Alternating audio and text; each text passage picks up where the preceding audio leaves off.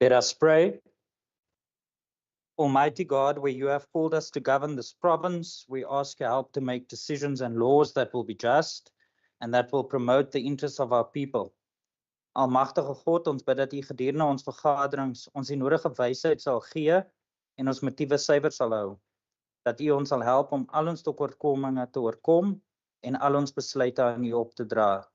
Sikalela ilezwe letu na bantu balo, umusile ukulungu kwepondo letu.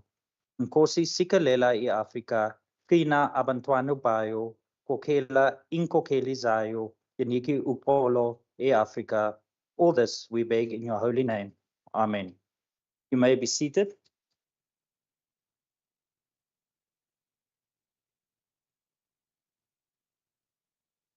Good morning, honourable members and guests in the gallery.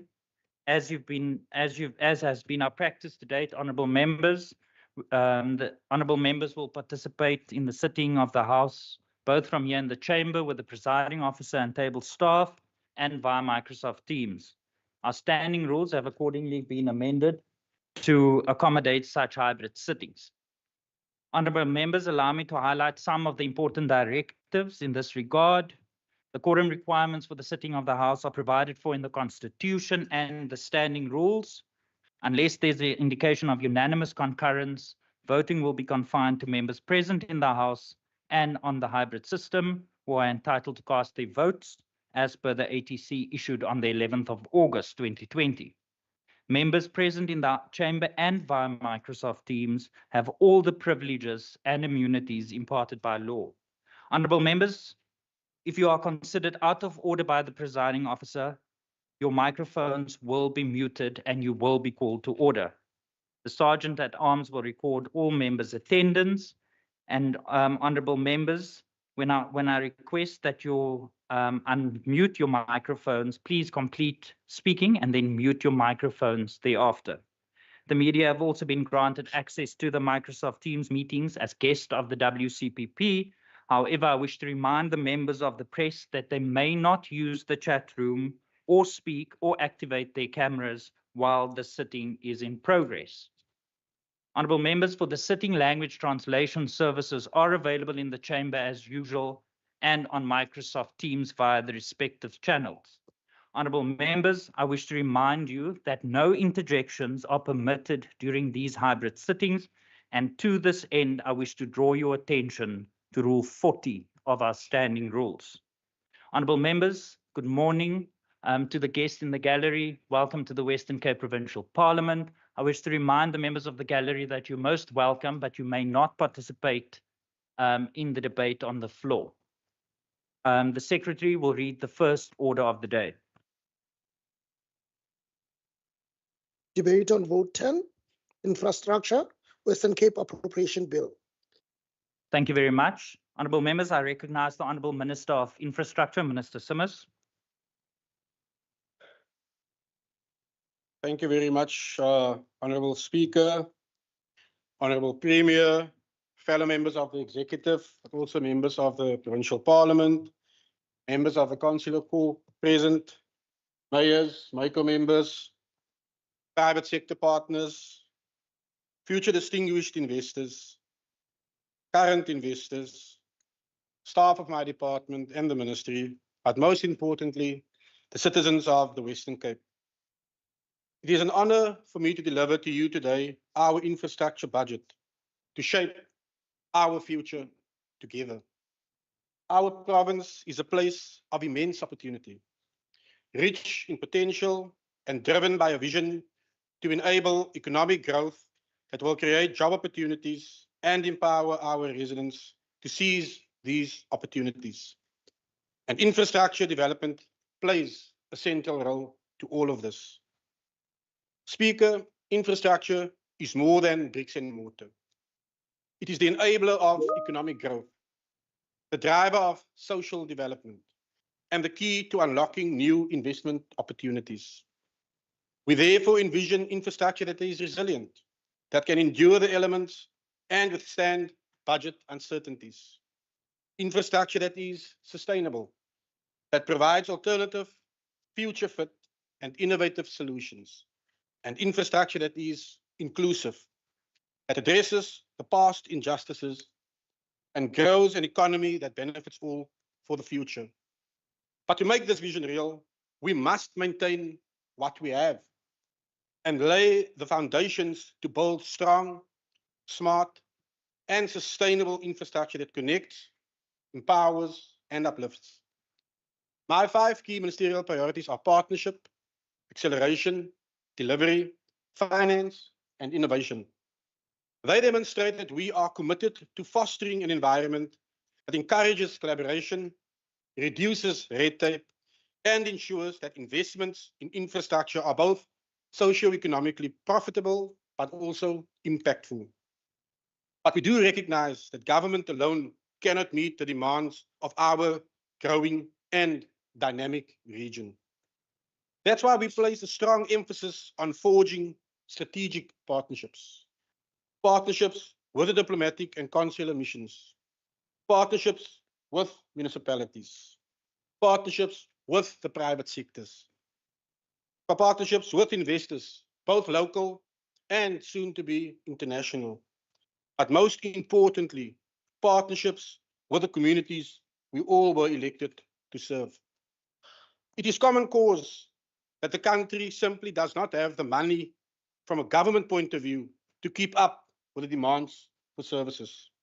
That is why we are also seeking, as a department, to contract in the form of pledges, front-loading loans, and blended financing, to name but a few of these mechanisms, through which we will leverage our immovable asset portfolios in order to accelerate human settlements delivery, to ensure the maintenance and construction of roads, and to be quite clear, this also includes the gravel road network of our province, because we believe all of this will unlock economic growth and create jobs. Speaker, our strategy, our vision, our project pipeline, our budget are all guided by the Western Cape Infrastructure Framework 2050. It is the beacon of innovation, sustainability, and resilience that guides the Western Cape towards a future where infrastructure not only supports economic growth and development, but also contributes to the well-being of all residents and the health of our natural environment. Through collaborative effort and a shared vision, this framework will help shape a Western Cape that is prosperous, inclusive, and sustainable for generations to come. And Speaker, to this end, I am pleased today to table the Western Cape Department of Infrastructure's 27.9 billion rand budget over the medium term, of which 9.83 billion rand is allocated to the 2025-2026 financial year. Of the nearly 10 billion rand budget, 365 million rand is allocated to administration, which includes our bursary programs, skills development programs, enhancement tools, digital infrastructure, and energy projects. Speaker, we are allocating 15.3 million rand towards the Masaki Sizwe bursary program, unique only to our province, which has, for the current academic year, already awarded 151 bursaries to students studying within sectoral aligned fields, such as architecture, civil, electrical, and mechanical engineering, mechatronics, quantity surveying, and other fields related to our sector. By empowering these young people, Speaker, we are looking to the future of infrastructure in the Western Cape. We are not only equipping these individuals to step into specialized jobs, no, but we are also absorbing the necessary skills and knowledge to shape our future together. In terms of our own staff of the Western Cape Department of Infrastructure, this financial year, we will also be upskilling 20 staff members who are on salary level 1 to 4 through our professional development program to broaden their prospects within the government and the department they work for. Speaker, included in this program, I'm also very excited to announce our investment of 14.897 million rand towards the Western Cape Infrastructure Implementation Plan.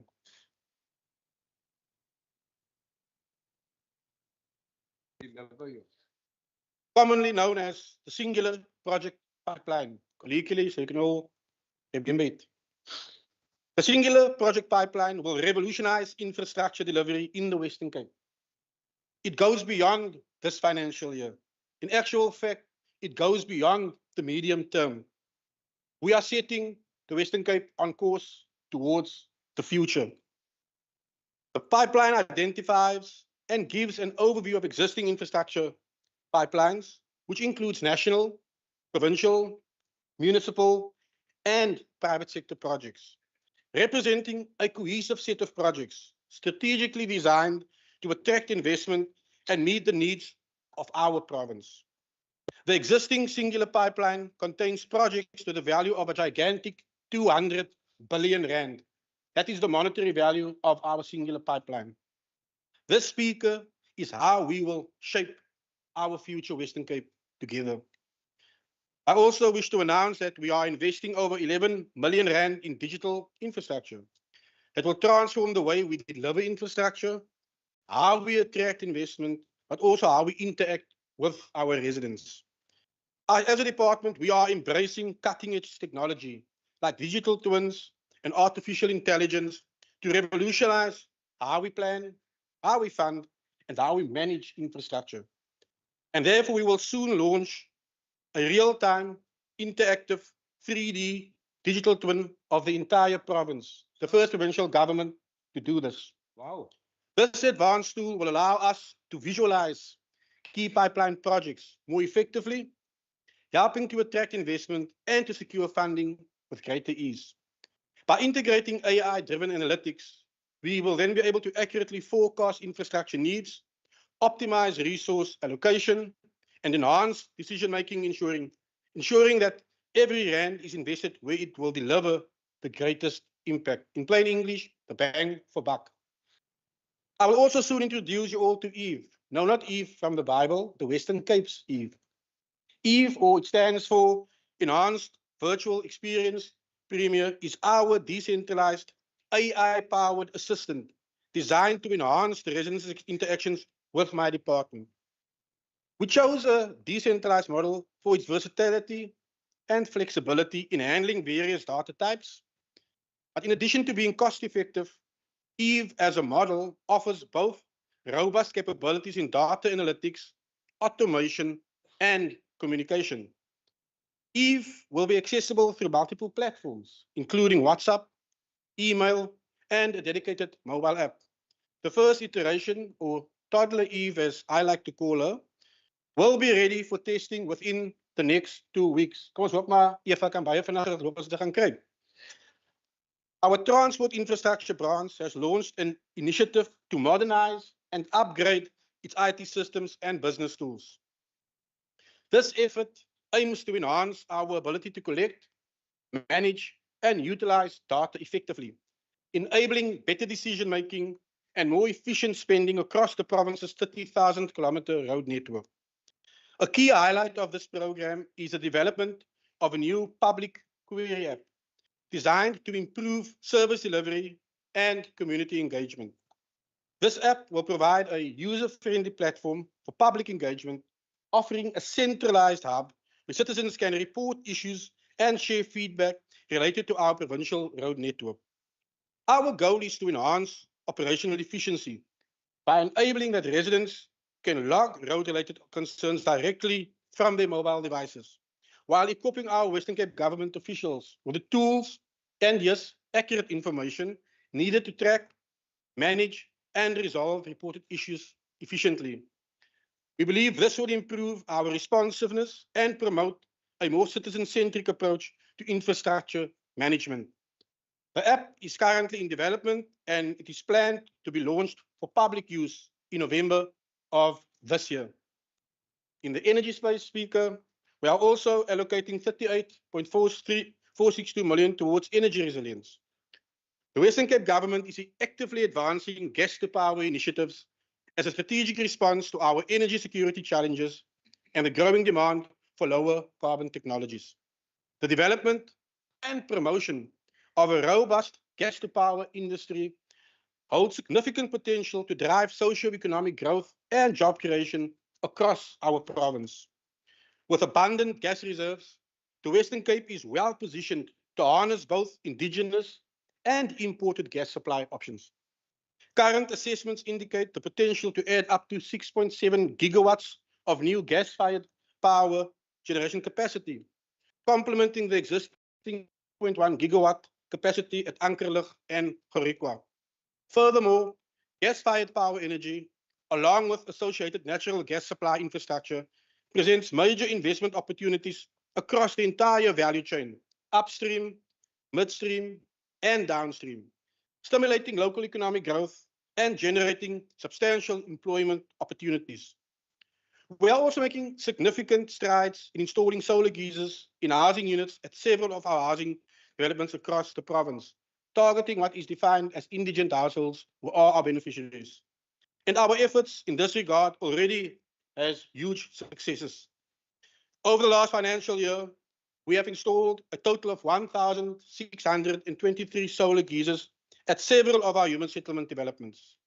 In Ebenezer, which is in Bito, we have delivered 179 solar geysers. In George Metro Grounds, 190.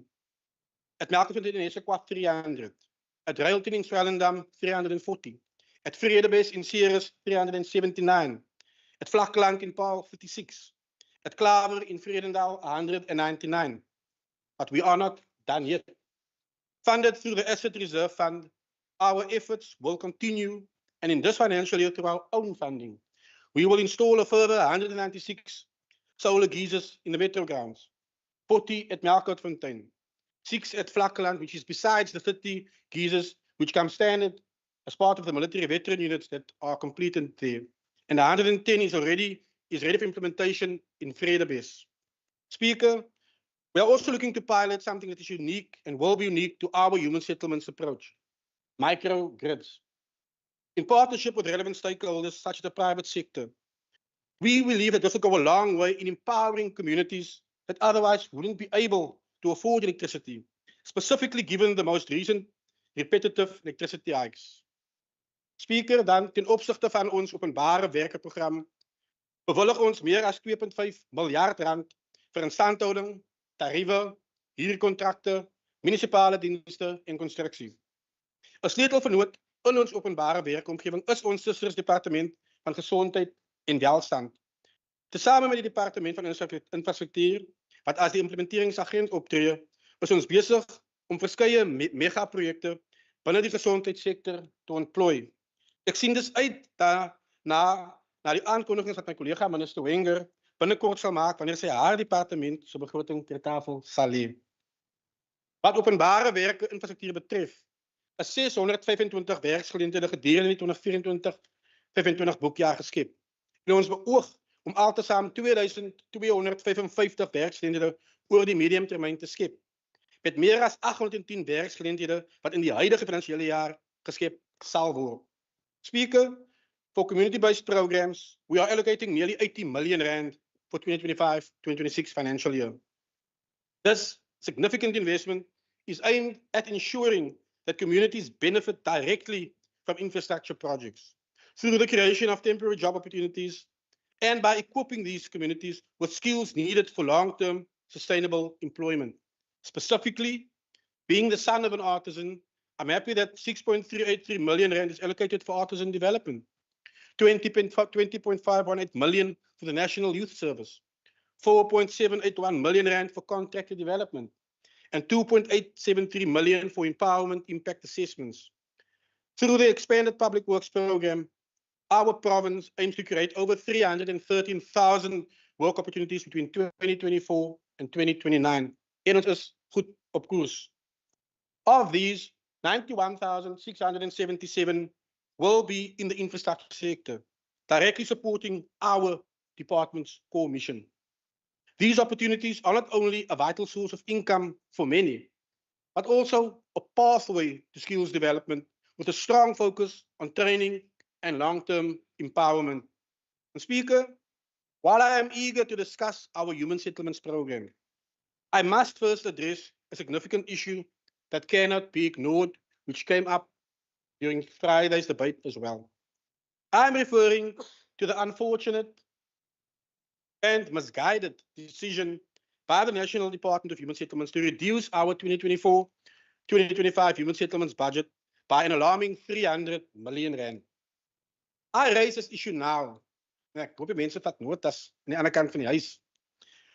Because during the 2025-2026 financial year, it will have an impact on our baseline over the medium-term expenditure framework.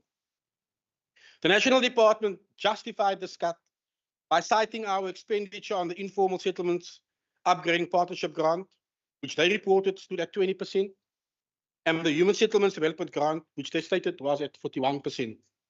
Speaker, met alle respect, this assessment is completely inaccurate. Firstly, these figures were taken from the second quarter of the 2024-2025 financial year. And for the 100th time, ek pleit amper op my knieë, how can data from the second quarter of a financial year reasonably inform decision-making in the fourth quarter, when the department has a full 12 months to spend its budget? And in reality, dat ek maar die realiteit ook gee, by February this year, when these claims were made by the national minister, live on TV, in the SONA debate, our ISUPG already stood at 59%. And our HSDG expenditure already stood at 84%. Sy het eers iets gerook dat ons nie gerook het nie, want sy het die getalle heeltemal verkeerd gekry. Moreover, on the day of the budget cut, when it was gazetted, the Western Cape Department of Infrastructure had already actually spent 84% of the total human settlement budget against our original allocation. I need to emphasize the original allocation.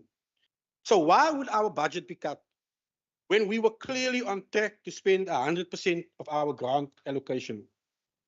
This decision defies logic and has had severe consequences.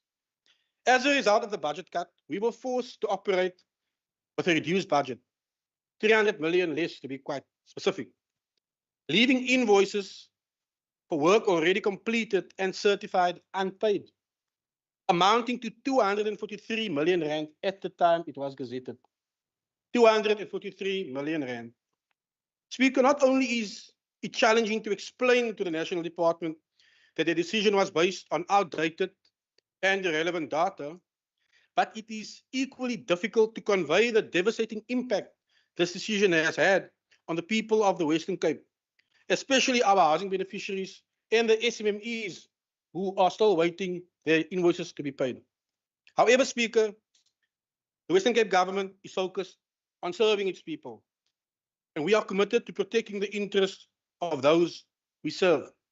That is why the HOD and I initiated, with the support of the Premier and Cabinet, the intergovernmental dispute to safeguard our beneficiaries, to ensure future budget security, but also to ensure that data-driven decision-making is at the heart of all critical budget decisions moving forward in terms of human settlements.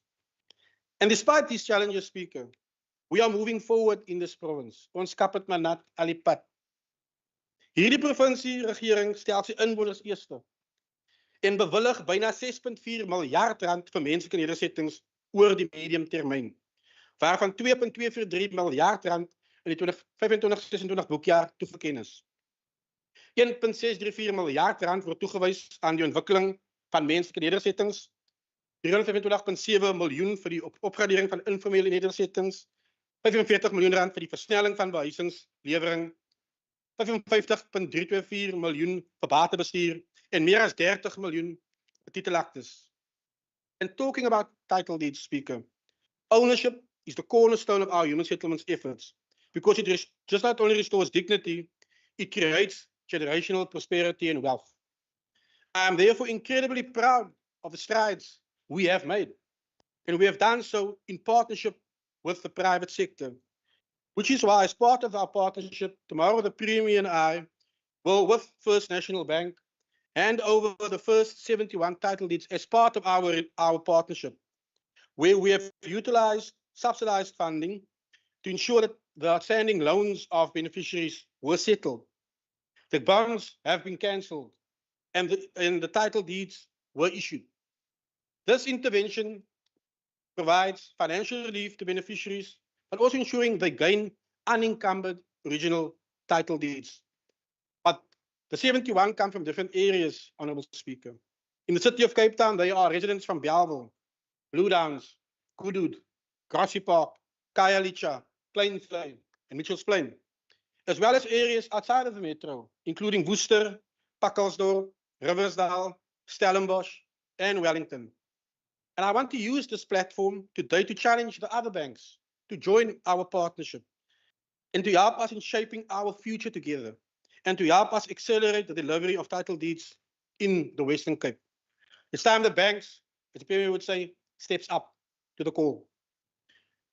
But Speaker, I am particularly excited about our housing delivery plans in partnership with the private sector, especially our inner city mixed-use affordable housing projects. As it stands, I'm proud to announce today that not one, not two, but 3 inner city housing projects are currently bankable and will go to market in this calendar year. Not financial year, calendar year. Wow. They include, and thanks to Little Ndiawa and the team, she's sitting up there, hiding. The Lulu Precinct Honourable development. Minister, before you continue, can I please just remind the members in the gallery that you may not participate in the proceedings of the House. Honourable Minister, you may continue. Thank you, Speaker. Aesthetic. The Lulu Precinct development, which will yield over 850 housing opportunities, which is the first one. In fact, Honourable Speaker and members of the House, the tender to procure a developer will be advertised before the end of this month. The Founders Garden Artscape. It is a R1 billion high-rise mixed-use development, prioritizing social development. It will also yield over 2,340 opportunities. That will go to market before the end of the quarter of this cycle we are in. The Prestwich Precinct, which is a mixed-use development, including 310 residential opportunities, as well as retail and office space. But that is not all, Honourable Speaker. Currently in the planning and approval phase are the Amandel Place housing development in BLR. It will yield 326 housing opportunities. The Oudem Woolen Precinct, another mixed-use development, including residential, retail, and office space, will yield 1,364 residential opportunities. 34% of these will be affordable housing, including social housing. Then there is the Stikland mixed housing development. It will yield 6,963 opportunities, of which 25% are allocated for social housing. Then there's a development in Grassy Park, which will yield 319 BNG units. And as many of you know, we are in the process of working on the concept options for the Tafelberg development site in Sea Point, which we plan to present to all the interested and affected parties in May of this year, honourable members. And together, these human settlements projects will bring private sector investment to the Western Cape, estimated at just over R1 billion. Another set of properties in the metro, which are at the initial stage of enablement, or we are de-risking it, or we are doing an analysis for the best use and delivery mechanisms for them are Plantation Road, the Novo, the Government Garage Precinct, and the Mandarin Court, and our property in Houtbay. Weer eens, Speaker, dit is nie al nie. Van Langebaan tot Nysna, en weer eens ek wil dankie sê vir Ndiawa en haar span, is ons tans besig met die evaluering van die ontwikkelingspotensiaal van 23 hoë waarde grondpersele wat die provinsie besit. Gesamentlik bestaan hulle oppervlak van 85 hektaar en hulle het 'n beraamde waarde van R340 miljoen. Wat weer eens ons plan is om die volle spektrum van maatskaplike dienste ook in te sluit by hulle optimale benutting. Die Weskaapse regering en sy vennote werk ook doelgerig saam om die toekoms van menslike nedersettings te help vorm en om bates so te gebruik dat dit tot die voordeel van ons gemeenskappe moet strek. Speaker, as I mentioned earlier, our main focus as the Western Cape government is growing the provincial economy to enable the creation of more job opportunities. And the role transport infrastructure plays in this regard cannot be overstated. Ons bestuur letterlik die ekonomie saam met my kollega hier langs my. Through transport alone, over 2,800 job opportunities were created since the fourth quarter of the last financial year to date, and 980 full-time equivalent opportunities at that. That is why we are allocating the majority of our budget towards this program. Speaker, a massive 12.345 billion rand is allocated towards this transport infrastructure over the MTIF, of which 4.63 billion rand is allocated for the current financial year. For the 25-26 financial year, we aim to create 3,247 job opportunities through transport infrastructure. And over the MTF, the figure is over 9,740 job opportunities, with a major focus on creating job opportunities for our young people. This allocation will go towards maintaining, upgrading, and expanding our road networks, making the movement of people and goods faster and more efficient across our province. Honourable members, in the Western Cape, there are 7,349 kilometers of paved roads and over 24,800 kilometers of gravel roads, all of which are crucial to achieve our goals. And to enhance our transport infrastructure delivery, I am pleased to announce we will be introducing a new provincial roads delivery model. Speaker, in a time of fiscal constraints and uncertainties, this model will be an absolute game changer. Through my department, the Western Cape government will have more control over projects that will dramatically enhance delivery and ensure that we get value for our money. It will also allow us to identify and make massive savings. To reap the benefits of this model, therefore, it needs to be rolled out as soon as possible. Therefore, our district municipalities will actually receive their letters today once I've tabled my speech, giving them exactly 1 year's notice to prepare for this important shift. Rollout will also be done in different processes. The Cape Winelands District, Central Karoo, and the Garden Route District Municipality will form part of Phase 1A, while the Overberg and West Coast District Municipalities will form part of Process 1B. I'm also taking this opportunity, Speaker, to announce key road infrastructure projects in the Western Cape. These include the Wingfield Southern Upgrade Scheme, the R300 extension, and to the joy of my colleague, the improvement and upgrading of the gravel road network. The Wingfield project, which forms part of the Southern Growth Scheme, will be delivered over 12 implementation packages at a budget of 11 billion rand. The first package was already completed in March 2024, and we all know it colloquially as the refinery interchange upgrade. At 1.05 billion rand, the first phase of the R300 extension, which will link the Bron to Wellington, will also be unlocking the phase 2, which will link Wellington to Melkbos Strand. But why are these projects necessary? And I'm going to use Wingfield as an example. Currently, the peak hour average speed is 44 kilometers per hour.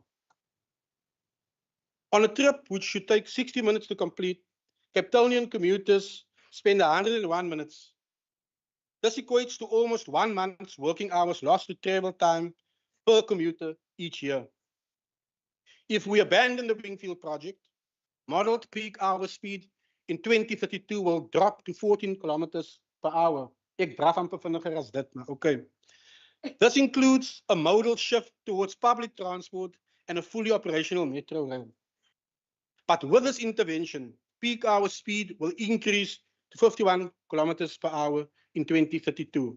And the benefit of this is significant. Improved mobility leads to better access to jobs, schools, healthcare, and recreational facilities. It improves safety and contributes to a more inclusive and connected region. Without these interventions, congestion will worsen dramatically, even with improved public transport, which threatens the long-term sustainability of our transport system and the well-being of our residents. Speaker, 'n program waaroor ek besonder opgewonde is, en ons minister van Landbou sal hiermee saam met my jubel en juig, is die verbetering en opgradering van 50% van ons grondpadnetwerk.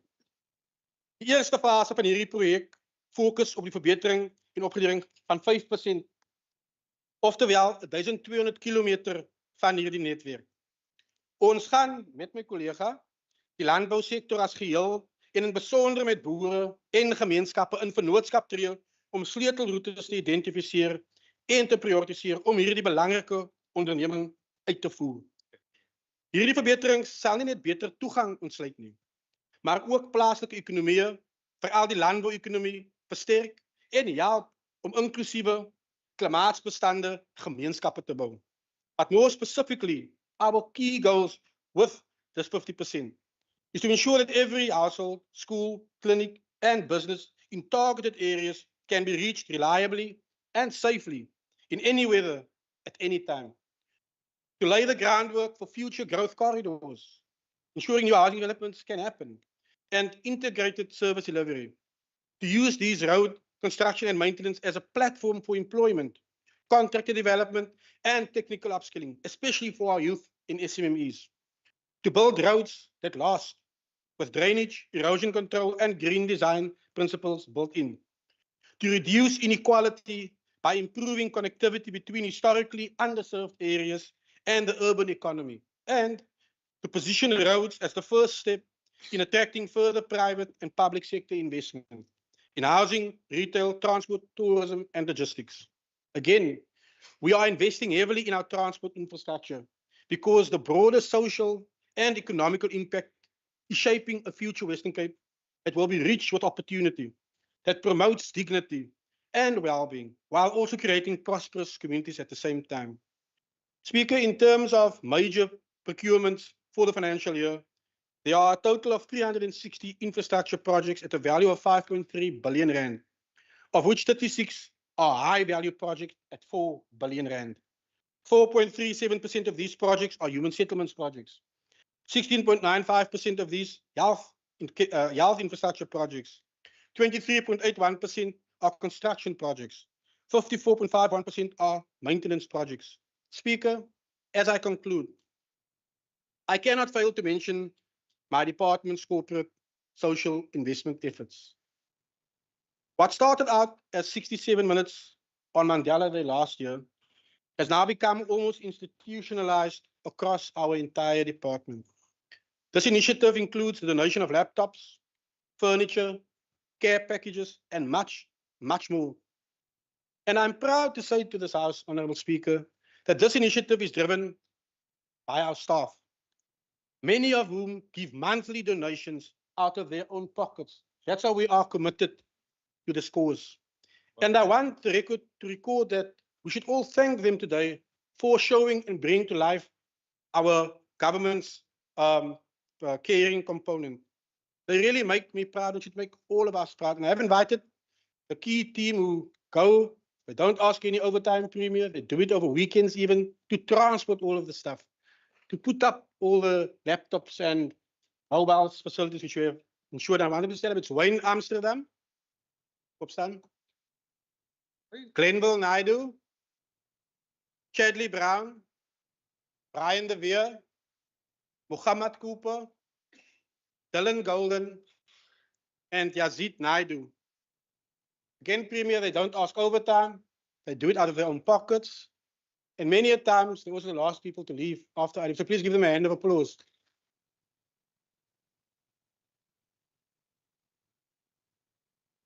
We have managed to change the way Clutersville functions. We've managed the way Malibu High School functions. We've assisted Mamre Primary, Pieter Langeveld, Shiloh School, Sonaika High School, and Vergenoeg Primary. We have handed over in total 52 laptops, 79 desks, and 93 office furniture items. But Speaker, this actually goes beyond our mandate. It actually goes beyond politics and race. It speaks to what really matters. And that is who we as the Western Cape Department of Infrastructure are. Our efforts go beyond bricks and mortar, beyond roads and bridges. Speaker, I also want to thank my head of department, Advocate Chantal Smith, her team of DDGs, and every official who actually came to listen to the budget speech today, because they've made this budget possible, but also I am aware once they leave here, they will ensure that they jump straight to action for the implementation part of this budget. And to my team in the ministry under the leadership of Carmen Hartnick and Blow, thank you for aligning my vision with the work our department does. I know it is tough work, and you can see a makkelijke mens soms, but your efforts do not go unnoticed. I also want to thank my own family who are willing to offer me up to serve the people of the Western Cape as I take my oaths of office very seriously. Maar laastens, die mense van die Weskaap. Ek het vroeër van verwys na vennootskap. Julle is die vennoot waar rondom dit alles wentel. En ons kan dit nie sonder julle doen nie. Daarom is hierdie eintlik julle begroting. Thank you, the people of the Western Cape, for taking and will be taking our hands and to ensure that you help us shape our future together. Thank you very much. Baie dankie aan die agbare minister. Before I recognize the Honorable Lekker, can I just get an indication if you need the podium? In that case, I recognize Honorable Lekker.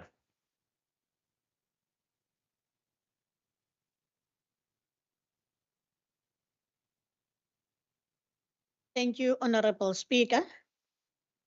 Today I rise not just in opposition, but in defiance against a budget that is a symphony of betrayal, a manifesto of neglect, and a blueprint for exclusion. The ANC rejects this budget with the full force of our conviction, for it is a budget that abandons the poor, enriches the privileged, and exposes the DA's true agenda to govern not for all, but for a selected few.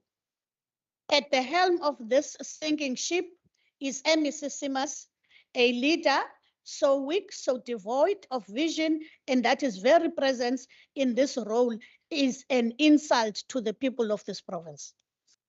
Under this watch, the Department of Infrastructure has become a monument of incompetence.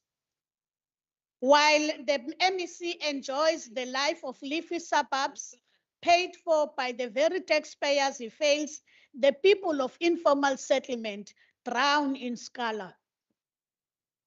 They are suffering documented in the department's own report, yet ignored in its budget. Honorable Speaker, before us, we have a budget of broken promises and systemic exclusion. Let us speak about what this budget really means. The DA talks big numbers. The 30.9 billion of infrastructure, but yet don't tell you where this money actually goes. The truth is that over 90% of the Western Cape education budget's maintenance budget goes to white-owned companies. What does that mean for Black businesses? It means they are locked out. It means they are given empty promises while the real opportunities goes to those who are already wealthy. This is not an accident. This is the DA's plan, an economic system that keeps Black entrepreneurs poor while white businesses get richer. The crisis does not end there. The demand for housing is growing while the department fails to deliver. The housing backlog in this province has grown to 620,000 families. This is not just a number. That is 620,000 families living in shacks whilst you are staying in the leafy suburbs, Honorable Member. In overcrowded homes with no hope for a better life. Under the ANC government, we delivered 30,000 opportunities every year. But under the DA, that number has dropped to less than 10,000 a year. Even worse, this government failed to spend 300 million meant for housing, money that could have been built 1,149 homes for our people. That money was lost because the DA does not care about the future of the poor people. They would rather let funds go to waste than build houses for those who need them the most. The man in charge is MEC Simas. Under his leadership, the Department of Infrastructure has become a place where money is misused while our people suffer. Millions meant for housing are being spent on private security. Am I lying? On fencing empty land and protecting vacant, rental, disowned houses by this department. Am I lying? It's true. Millions are spent on legal battles in the Tafelberg site matter Order. to keep poor people out of the city center. In need. Meanwhile, families in Silvertown and Saras wait year after year for their homes they were promised. Cynthia Bless and her disabled son are still waiting for a home. It's been over 5 years after their subsidy was approved. There is no urgency, no plan, and no shame. The MEC sits in his comfortable office while mothers and children sleep in the cold. Speaker, all the delays and all the failure of this department are blamed on civil unrest, construction mafia, and on extortion. The DA loves to shift blame for the problems in this province, but what are they doing to fix it? Nothing. In this provincial government, they have spent millions protecting farms. Why can't they protect construction sites? Why can't they make sure that workers are safe and projects are completed?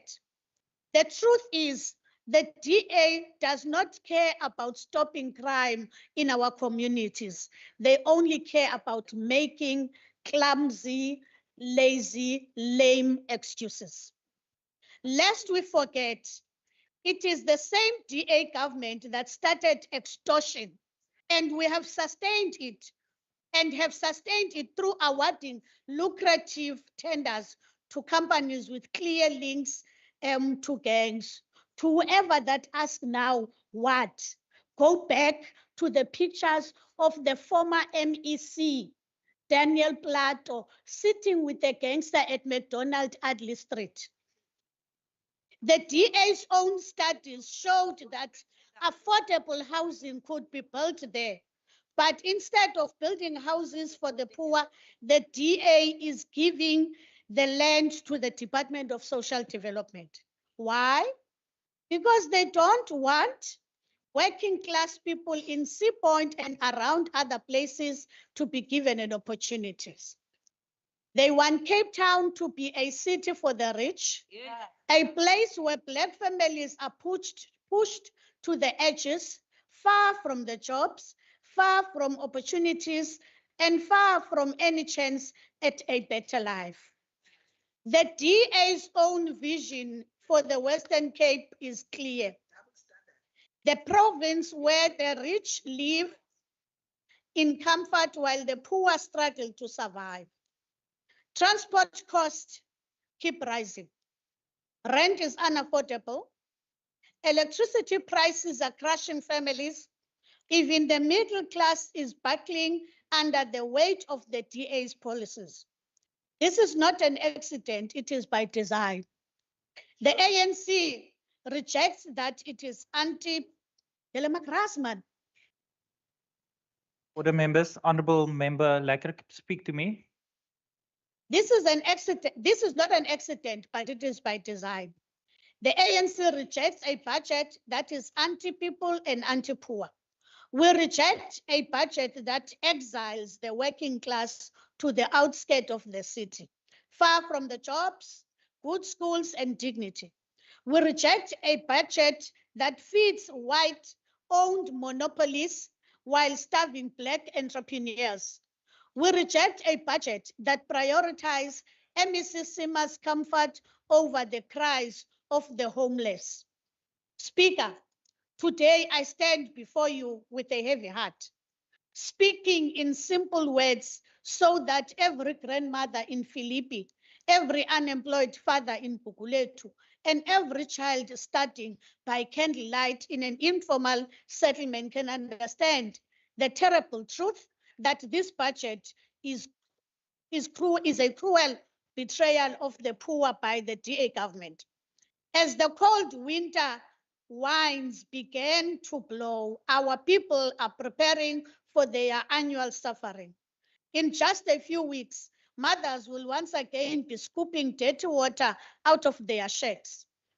Elderly people will be carried through flooded streets on the back of volunteers. While families will spend months sleeping on a hard floor of community halls, and what is the DA government doing to help? They are cutting the money that should be used to protect the people. The facts are clear, Speaker, for all to see. The DA has taken 964 million from the budget that should be helping our communities. They failed to spend 300 million of conditional grants, which is why the grant allocation for upgrading informal settlement has been slashed by 14% at the very moment when we need it the most. This is not an accident. This is the DA showing us who they really care about. And it is not you, the poor and the working class of this project. Right now, in the very building where we're supposed to hold the executive to account, the DA cannot even fix simple problems like internet connection, the lifts that are not working. Our staffers in the fourth floor cannot print or scan because there are no networking points. This is due to shoddy workmanship of contractors recruited by this department. The same contractors who failed to do their job properly here are the ones supposed to build our houses and fix your communities. If they cannot repair an office, how can we trust them to protect our people from winter floods? The ANC says enough is enough. We demand that the DA government gives back every cent they have taken from the poor. We demand an emergency plan to prepare for winter that actually works. We demand to see where the 1 billion rand in the provincial revenue fund is really going. We demand that the failing contractors who keep getting rich while our people suffer be fired immediately. To all those shivering in damp shacks tonight, to those dreading the coming rains, to those who have lost hope, hear me clearly. The ANC sees your suffering. We share your anger and we will never stop fighting for you. This heartless budget must be rejected because it shows the DA cares more about the potholes in rich suburbs than about our children drowning in the township floods. Together, united, we will force the DA to listen. Together, we will build a Western Cape that works for all its people, not just the rich few. The power to change our future lies in your hands.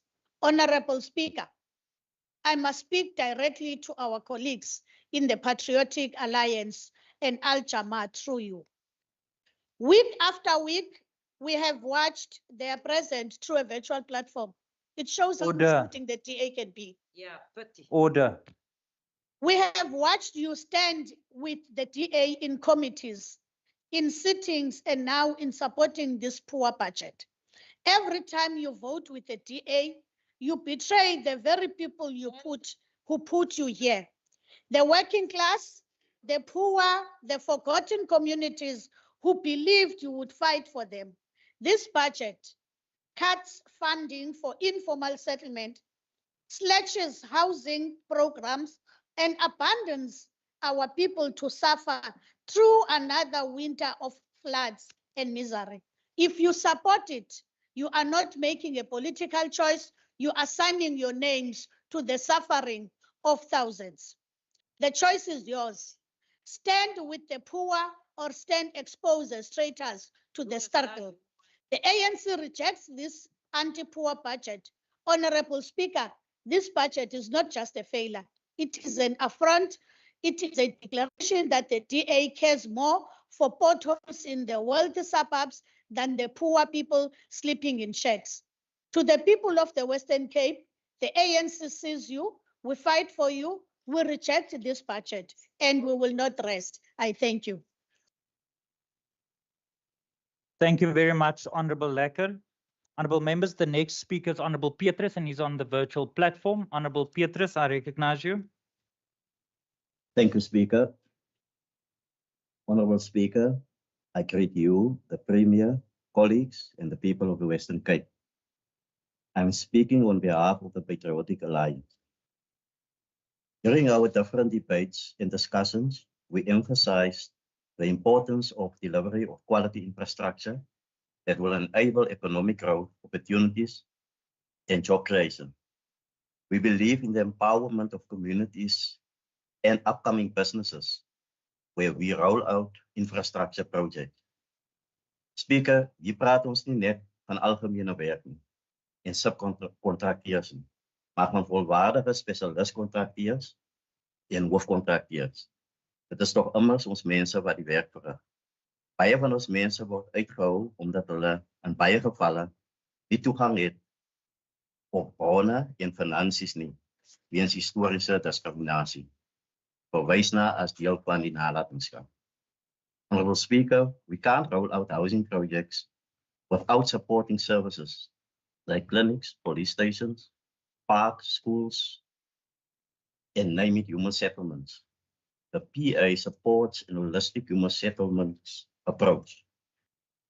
In groot ontwikkelende woongebiede soos Pakkelsdorp en Tembaletu is ons mense vasgevang in verkeersopeenhopings, weens net een toegangspad per gebied. Daar is nog woongebiede wat hieronder lê. Ons doen 'n beroep op minister Simmers om dringend te kyk na alternatiewe routes waar nodig. If extortion have a negative impact on the completion of our project, what is the plan and amount of funding that we budgeted to counter it? We must create more opportunities for people to participate legally in the system, and we must stop making it difficult for our people to participate. Speaker, we have many concerns regarding this budget bill, but we support it. Thank you. Thank you very much to the Honorable Petrus. I now recognize the Honorable Lita Kong, who is also on the virtual platform.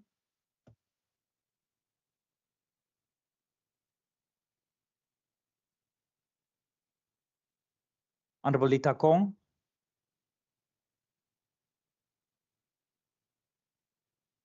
And for the third time, Honorable Lita Kong. Honorable Marais, is there a point of order? Honorable Speaker, was thinking in the absence of Ms. Leta Kong, the member, whether the minister is prepared to take a question from the Freedom Front Plus. Honorable member, that is not allowed in terms of the rules. I follow a speakers list. Have you been on the speakers list? Then I would have allowed you an opportunity, but you're not. The minister is not on the floor. Speaker, I was under the impression that last week, I think it's member Stoffel asked a question and she was not on the speakers list to the Honourable Minister who spoke on the day. Honourable Marais, I've already ruled. The reality of the matter is the minister is also not on the floor. So you can't ask a member that's not on the floor a question. The person on the floor should have been Honourable Lita Kong. And Honourable Lita Kong is not available. So I move on and I recognize the Honourable Heron, who's also on the virtual platform. Speaker, thank you. Budgets are political statements. They reveal priorities, values, and who truly benefits from public spending. And the Western Cape's 9.8 billion rand infrastructure budget for 2025 should be a catalyst for transformation. Yet it feels more like a betrayal of those who need it most. 2.2 billion rand is allocated for human settlements infrastructure for the 2025 year. But the track record of this government's housing delivery is shocking and is the cause of the department losing grant funding, 500 million rand in 2023 and now 300 million rand in 2024. B&G housing has collapsed from 8,038 units in 2019, 6,247 in 2020, 6,191 in 2021, 5,380 in 2022, and 4,998 in 2023. We welcome the minister's announcement of housing projects in the inner city, but this government is a government of announcements. The minister is also aware that these sites were identified and announced for development over a decade ago, and now they're announced again as if they're something new. The announcement should not follow the pattern of the Mayor of Cape Town, that is announcing the release of public land for housing development, yet not a single housing development has commenced on any site announced. Also, the Minister should fail to say what portion of these developments would accommodate social and affordable housing residents. The transport infrastructure budget stands at 4.6 billion, yet investment continuously favors well-developed urban centres, while historically underserved areas are left waiting for long overdue road upgrades. Instead of addressing these failures, the Department of Infrastructure has a reducing budget over the MTEF, which becomes more and more suspicious when we see an increase in the reliance on private investment for public infrastructure. A 200 billion rand pipeline of bankable projects sounds fantastic, but what does that mean for our taxpayers? Private investors expect returns on their Honourable investments. Heron, your time has expired. Please conclude your sentence. Thank you. Private investors expect returns on their investments, which could lead to creeping privatization. Thank you. Thank you very much. I now recognize the Honourable Vessels.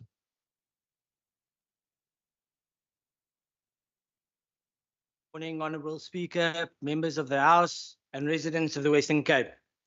Speaker, before I proceed with the matter at hand, allow me to extend heartfelt congratulations and thanks to the Minister of Finance, Minister Deirdre Boardman, for delivering a budget that not only structures and is forward-thinking, but is also grounded in the realities of our people. It is a budget that will unlock opportunity, empower communities, and build resilience into the heart of the province's development. Speaker, in many ways, this budget represents the cycle of life, an ever-renewing process of planning, building, growing, and reinvesting. And it's through this cycle that we plant the seeds of prosperity, not just for today, but also for the decades to come. In contrast, Speaker, while the ANC and its partners appear to be dancing to the tune of a budget that will deepen the struggles of ordinary South Africans, most notably through the 1% VAT increase over the next 2 years, the DA will remain steadfast in its focus on delivery, efficiency, and long-term sustainability. As Member Nkondlo joked last week, perhaps the Department of Clowns should be open to accommodate some of the performances we've seen by the ANC at a national level. But in the Western Cape, Speaker, we will govern with intent and we will govern with purpose. And the vote 10 of the infrastructure budget is proof of that. Speaker, in the 25-26 infrastructure allocation for vote 10, 9.82 billion is allocated. This is a strong commitment to growth. In total, the Department of Infrastructure will oversee more than 23 billion rand in projects across the NTRIV. The Western Cape Infrastructure Programme remains one of the largest and most ambitious in the country. Speaker, infrastructure is the foundation upon which opportunity is built. Every road we pave, every bridge we raise, every clinic or housing development we complete, it is not just infrastructure. It is a scaffolding of hope and human development. Speaker, on the road network, for example, in the 25-26 financial year, over 11 billion is being invested into transport of roads and infrastructure. Roads are not just for movement. They are the arteries for economic growth. And the Malmesbury bypass, one of the key flagship projects, will not only reduce traffic congestion, but boost logistics, commercial access, and regional connectivity. Likewise, the upgrade of the Van Skoos Rift Road, unlocking access to farms, communities, businesses, and remote areas. These are not just roads. They are the gateways to opportunity, and every kilometer of road we build creates jobs. It attracts investments, and it improves the movement of goods and people. They allow farm workers to get to packhouses, children to get to schools, and entrepreneurs to reach markets. Speaker, this government is often unfairly criticized for being an anti-poor or focused on only improving the so-called leafy suburbs. However, this narrative simply does not hold up to the facts. Through development of grants and informal settlement upgrades, we are investing directly to where it matters most, into the communities that needs it most. And the 2.2 billion allocation for the upgrading of informal settlements, including areas such as Tembaletu, Silverton, Vredendal Phase 8, Caledon, Villiersdorp, and the N2 Gateway TRAs, ensure that the residents gain access to these essential services like water, electricity, sanitation, and proper housing. These investments lay the foundation for dignity, for stability, for opportunity, for empowering the residents to thrive and contribute meaningfully to the broader cycle of the development and prosperity. Speaker, to ensure longevity and quality, we are embracing technology. The department is investing over 87 million into digital tools such as drone-based assessments, digital twin modeling, the smart asset management system. This is how modern provinces operate, through data informed, and we are future ready. In addition, Speaker, the department will be investing into modern infrastructure management through the Emerge platform, an intelligent asset tracking system backed by over 75 million in funding. This ensures that every asset that is built is tracked, it is maintained, and it is used optimally. We're even piloting AI tools to detect wear and tear before major faults occur. But infrastructure is not just about building things. It is about empowering people. Therefore, Speaker, we are investing 246 million over the MTREF in community-based projects and programs.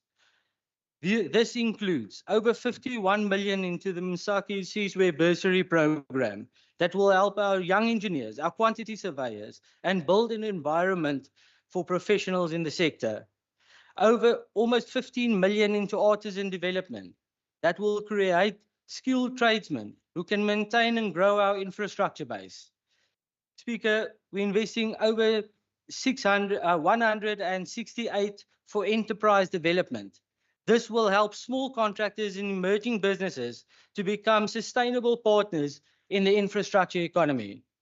In line with the growth for jobs strategy, the department, through the EPWP, the department will spend over 77 million to ensure that every job is tied to skills development.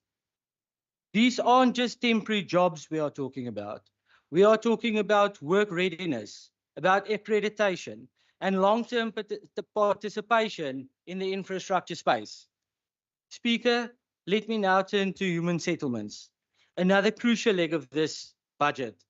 The Western Cape is investing over 5.7 million in housing and settlements over the MTREF. We are not just building houses, we are building communities. It is in these homes that neighborhoods where people form their lives, where families are born, where they grow, and where they contribute to the community.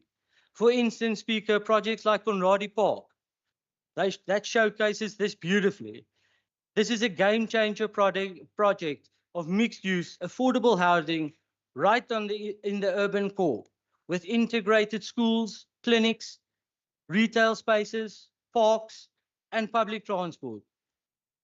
Similarly, the Mountain Ridge in Paarl and George Metro Grounds represent a new generation of housing development.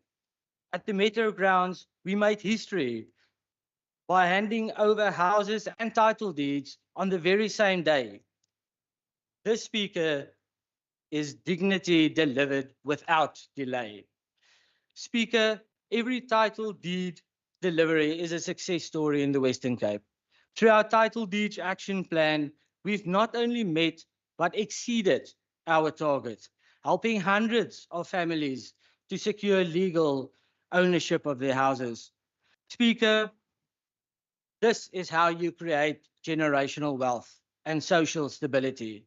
Speaker, the ANC has so much to learn from DA governance in the Western Cape. A total of 5,000 new social rental units over the MTREF will be delivered to the people in the Western Cape, provided that the national government releases the catalytic grant funding. These rental units will serve those in the gap market, citizens who earn too much for free housing, but too little for bonded homes. Speaker, Public Works also received a healthy investment, 2.493 billion, to focus on the upgrading of state facilities that will deliver public value. Speaker, this includes the upgrade to children and youth care centers, the refurbishment of the Elsenburg agricultural laboratories, and the installation of PV and battery systems in the government buildings to ensure energy resilience.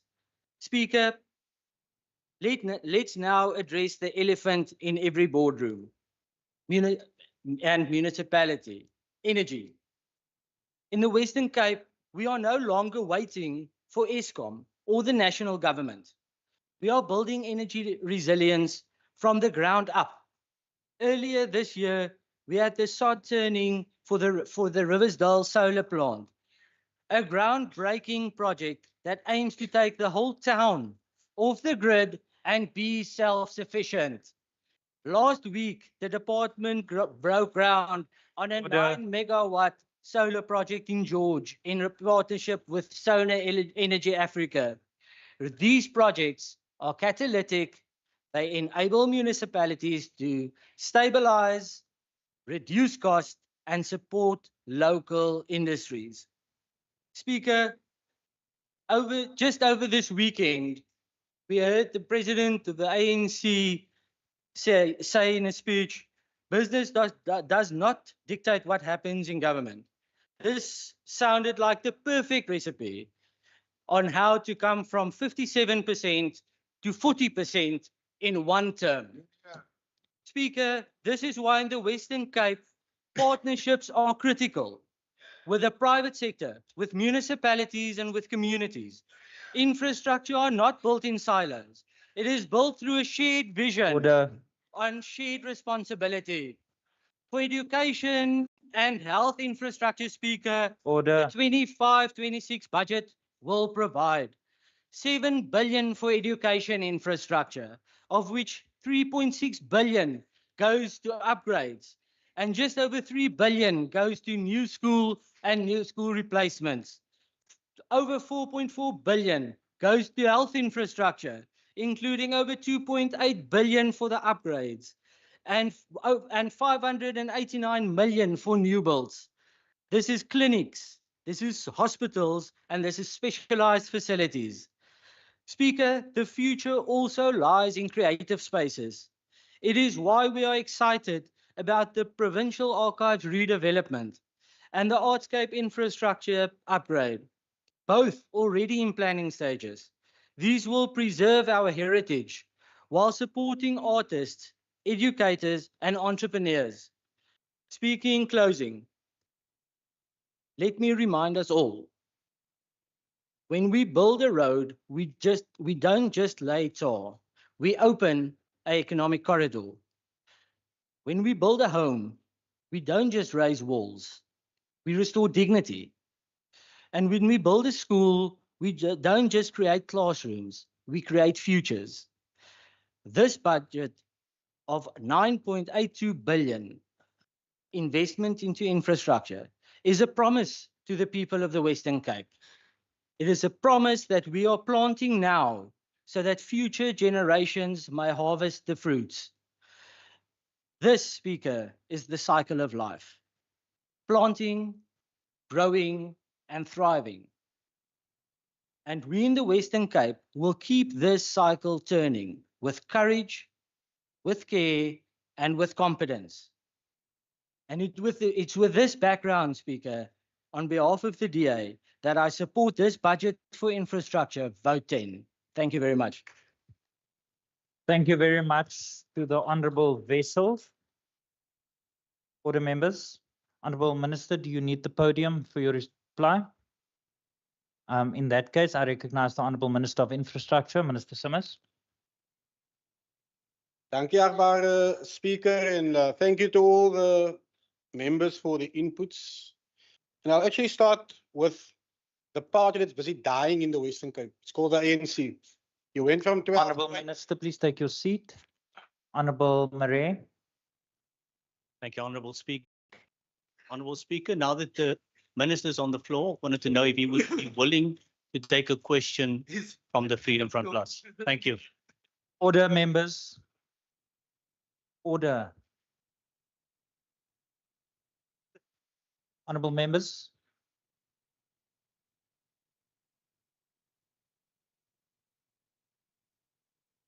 Honourable Minister, are you prepared to take a question?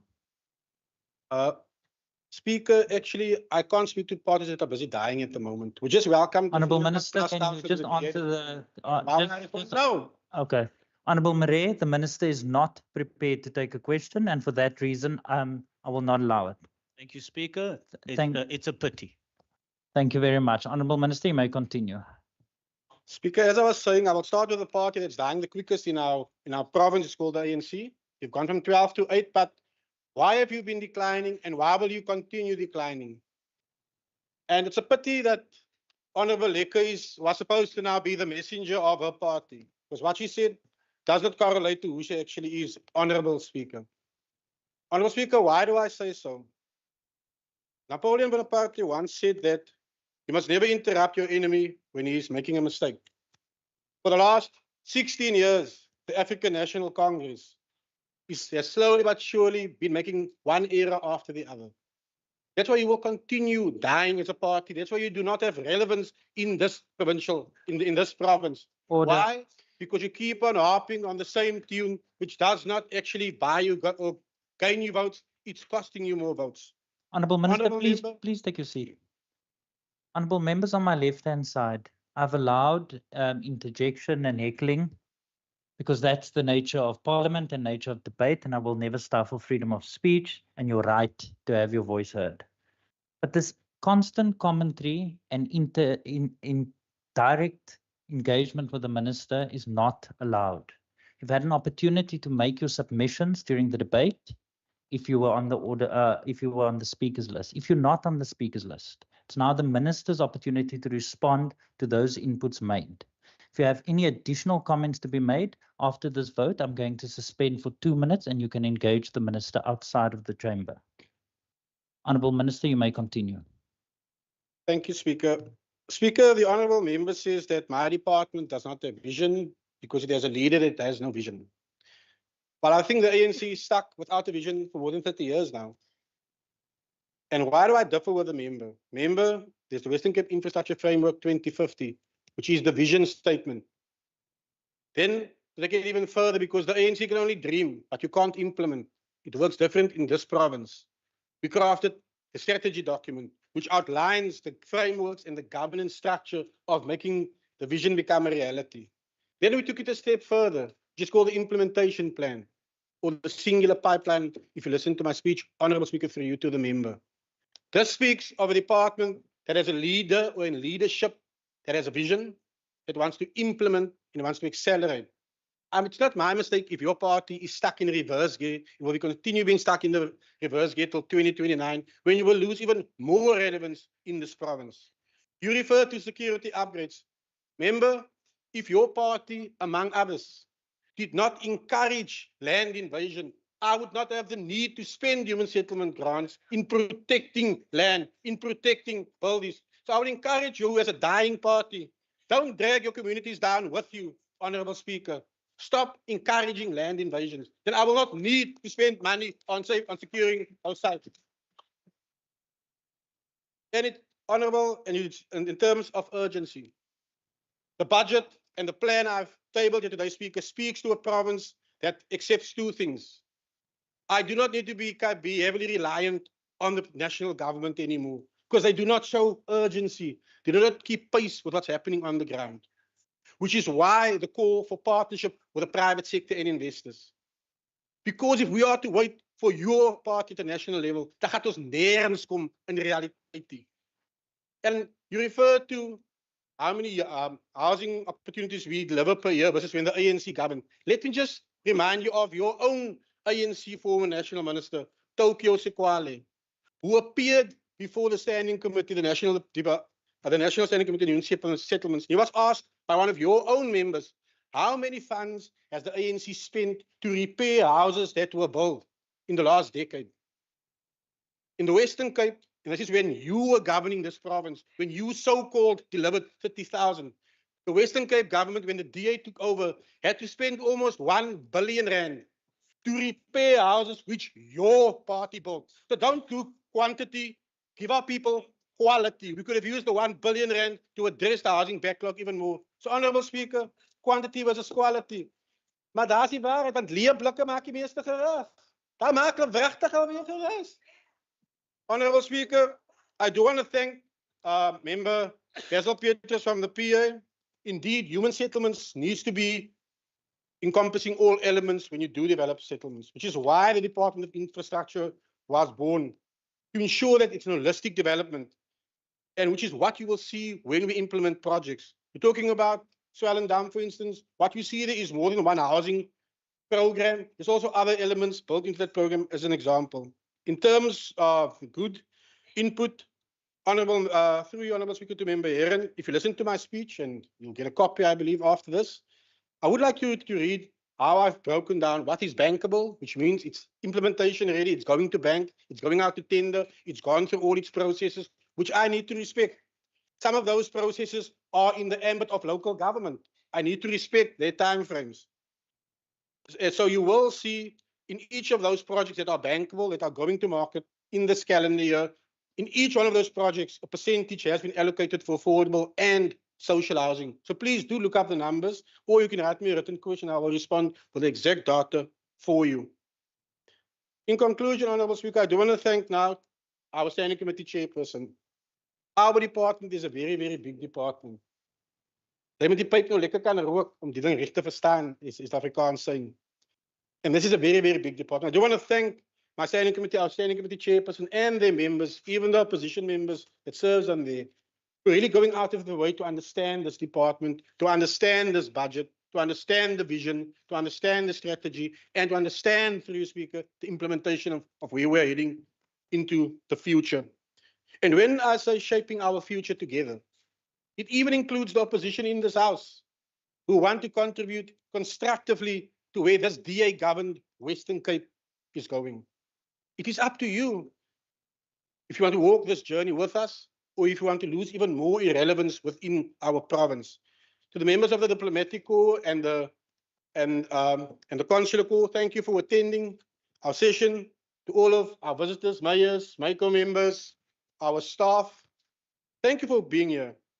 And to ensure that our opposition, what Bayer has said, must never forget this day. Seeing that you say we do not have a vision, shaping our future, put it on your desk. Remember this day, because this day we are busy reshaping the history and the future of the Western Cape. Thank you very much, Speaker. Thank you, honourable members. Thank you to the Minister. Honourable members, that concludes the debate on this vote. I will now adjourn or suspend the House, not adjourn the House. I wish. We've got a long way ahead, members. We're going to suspend the House for 2 minutes to allow the guest of Minister Simmers to exit the chamber and to allow the guest of Minister Wenger to enter. The House is suspended.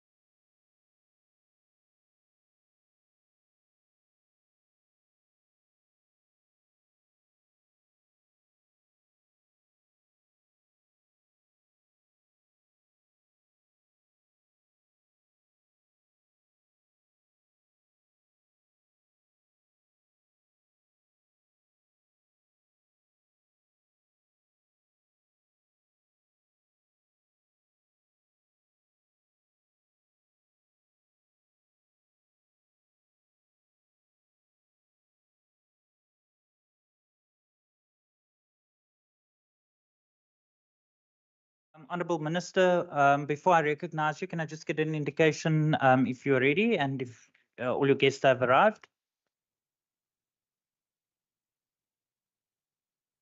In that case, I'm going to ask the Secretary to read the second order of the day.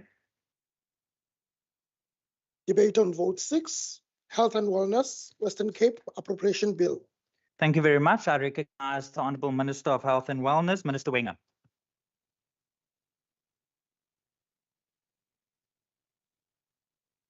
Thank you, Honourable Speaker, Honourable Premier, Cabinet Ministers, Honourable Chief Whip, Leader of the Opposition, members of this House, members of the Consular Corps, special guests, and most importantly, residents of the Western Cape. It's my privilege to table the 2025-26 budget for the Department of Health and Wellness, a 32 billion rand budget that marks the beginning of a new chapter. A chapter shaped by the lessons of the past, grounded in the reality of the present, and full of the possibility for the future. To say our healthcare system has been under pressure would be an understatement. Since 2020, our health heroes have faced extraordinary challenges. The COVID-19 pandemic tested every part of our system, and just as recovery began, austerity followed. Posts were frozen, the goods and services budgets were tightened, and yet our dedicated teams ensured that not a single facility ran out of essential supplies. We must thank our colleagues in the Provincial Treasury for their support during these difficult times. With fewer staff bearing the same burdens, waiting times and the demand, especially in emergency centres, increasing, and yet across our province, our doctors, nurses, and frontline workers continued to show up for our mothers, fathers, our children, our grandparents, our friends, and our neighbours. They carried us through a difficult chapter with heart and with humility. This speech and this budget is a tribute to them, our health heroes who wrote this last chapter with courage. Today, Speaker, we turn that page. This budget is more than a financial plan. It is a statement of intent. It signals the start of a more hopeful, stabilized, and resilient health system. We have unfrozen critical posts, enabling facilities to once again recruit the people needed to deliver care with quality and with compassion. This is the first step in restoring strength to our system. Over the medium term, we are investing over 100 billion rand to ensure equitable access to quality healthcare. We do this because we believe every resident of the Western Cape deserves the opportunity to write their own story, free from the burden of preventable illness and supported in moments of need. For the 25-26 financial year, we've allocated a total of 32 billion rand. For the 26-27 financial year, 33 billion rand. And for the 27-28 outer year, 34.8 billion rand. More than 75% of the province's 7.7 million people rely on our public healthcare system. This is delivered through 561 service points across the province, with over 25 million patient contacts last year. This is a vast and dynamic system, and every cent of this budget has been planned with purpose to maximize our impact for the greatest number of people. Our vision is to be a provincial public health system that is run well and creates well-being opportunities for you, our residents, to live a long, healthy, meaningful, and dignified life. At its core is our commitment to walking the life journey with every resident of the Western Cape. We will focus on ensuring that our children start well, our communities live well, and our elderly age well. This holistic approach reflects our understanding that health and wellness are lifelong pursuits that require tailored interventions at every stage of life. In this year's budget, we are prioritizing our people and restoring critical staff. This requires a larger allocation towards employee compensation, with a 60.2 billion rand allocated over the medium term. This, however, will place strain on our goods and services budget, which is already underfunded and vulnerable to rising medical inflation. Over 30 billion rand has been allocated to goods and services over the medium term. Balancing these demands is difficult, but essential to delivering care without compromise. Speaker, there are also challenges beyond our immediate control, external shocks that continue to shape our fiscal environment. The termination of healthcare funding from the United States as a result of policy changes there has ended a G2G agreement of an estimated 30 million rand and terminated approximately 376 million to NPO partners in the broader HIV/AIDS healthcare ecosystem.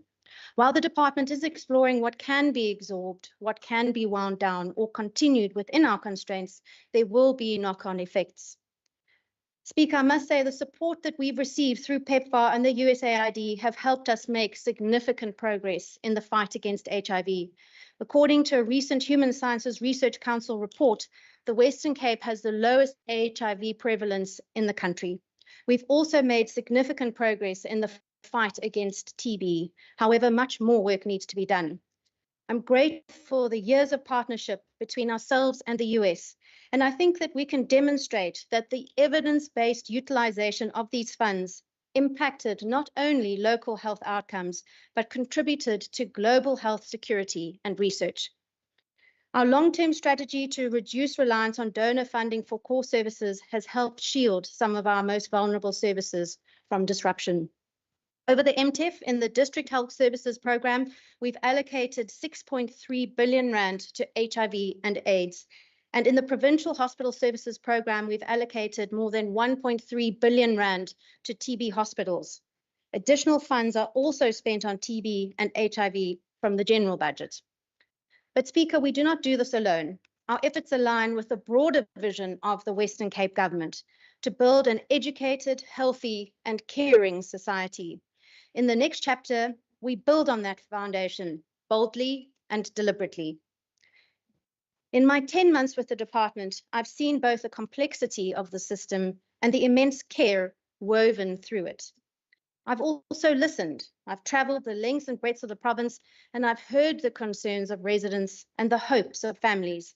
And that is why in this term, I will focus on expanding access to quality healthcare, which can be achieved through collaboration with the private sector, accelerating our capital build program so that we can build new hospitals and clinics and improve existing facilities, enhancing our role in violence prevention as part of the Western Cape Safety Plan, and reducing malnutrition in children to ensure that every child can start well. Speaker, in South Africa today, 27% of children under 5 are stunted, a figure that is as alarming as it is heartbreaking. In the Western Cape, we've made encouraging progress, reducing our stunting rate by 5.4% over the last 6 years. And today, our provincial rate stands at 17.5%. This is a positive step towards our goal of reducing stunting to 10% by 2030. But the truth is, 17.3% is a most shocking statistic. We know how much more needs to be done, and we know we cannot afford to lose momentum, because when a child is stunted, their potential is stunted. We cannot wait. Every day we delay addressing malnutrition, we rob our province and our country of its greatest asset, our people. If left unchecked, the combined cost of stunting and obesity in the Western Cape could reach a staggering 947 billion rand in lost economic potential by 2040. These children are more likely to face developmental delays, to struggle at school, to drop out early, to live in poverty and suffer from chronic illnesses later in life. That's why I'm especially proud to announce today a bold new pilot project that we will launch in partnership with the DG Murray Trust and the Department of the Premier. This initiative will target underweight pregnant mothers and low birth weight babies. Because, Speaker, low birth weight babies are 3 times more likely to become stunted.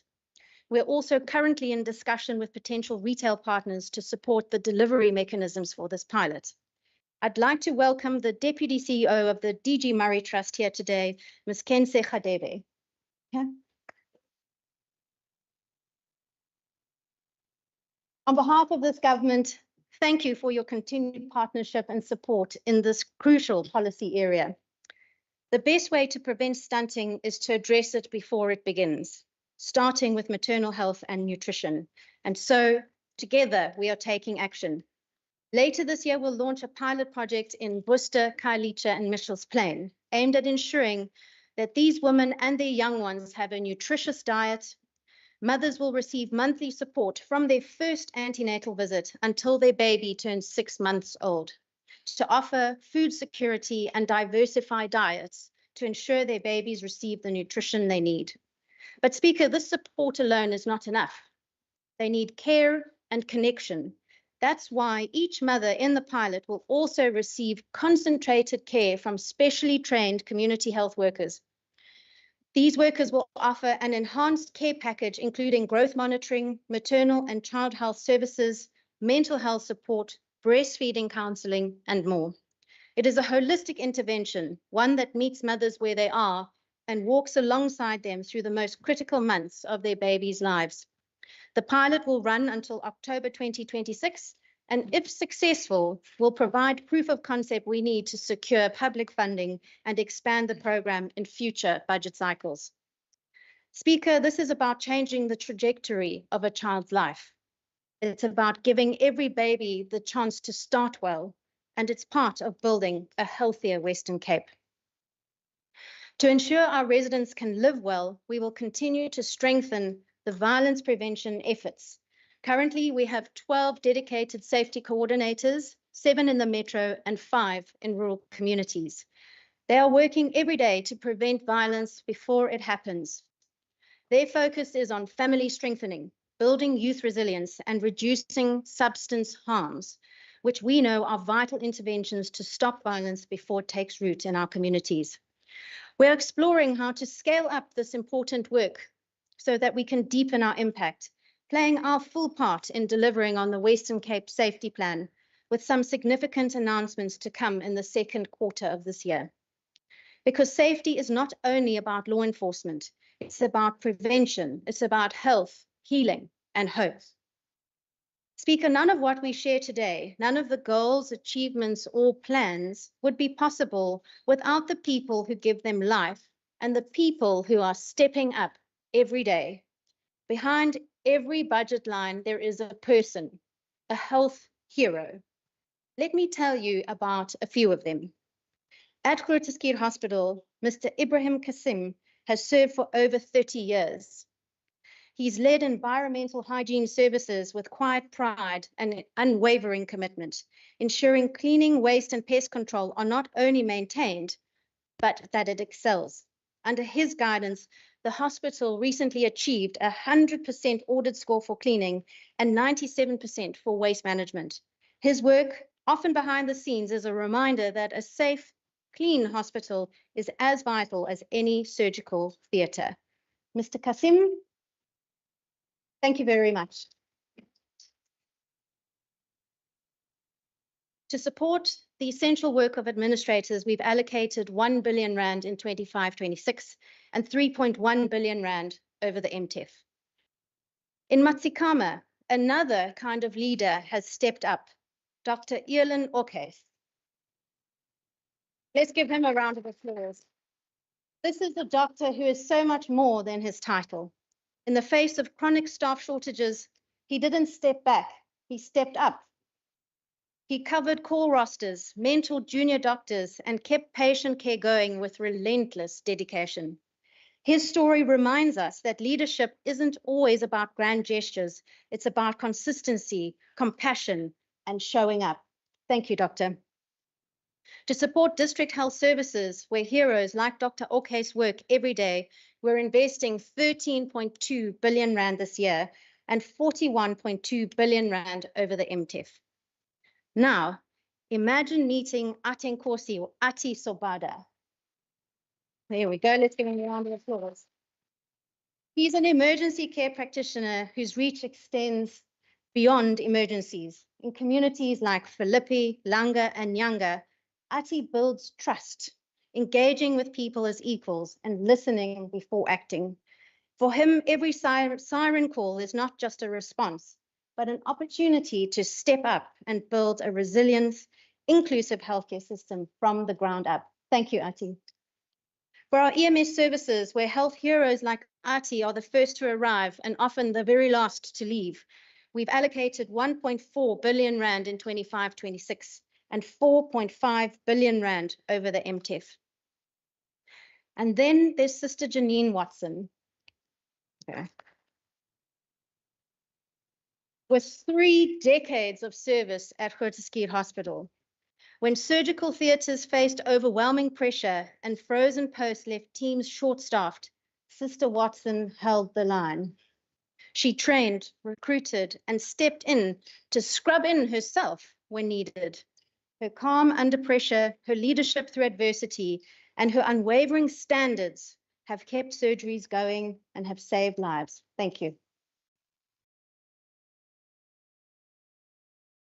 To support tertiary institutions like Grooteskiel, Red Cross, and Tygerberg hospitals, we've set aside 8.6 billion rand in 25-26 and 27.2 billion rand over the MTEF.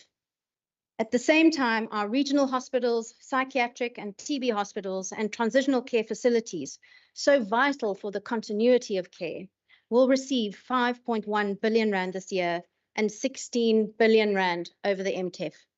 We're strengthening transitional care services and improving the link between regional hospitals, TB facilities, and primary care so that no one falls through the cracks. Our thanks to our transitional care partners who are here today. To ensure our system is sustainable into the future, we're also investing in the next generation of healthcare professionals. 1.39 billion rand over the MTEF will go towards health sciences training, including 211 million rand in bursaries, 422 million rand to train nurses, and 129 million rand for our College of Emergency Care. Because the future of health depends on what we do today to prepare tomorrow's workforce. And then there are people who make the healthcare system run, even when things break or the lights go out or buildings flood. Cornel Badenhorst is one of those people. Are you here, Cornel? Oh, there we are. He's a technical expert with unshakable sense of purpose.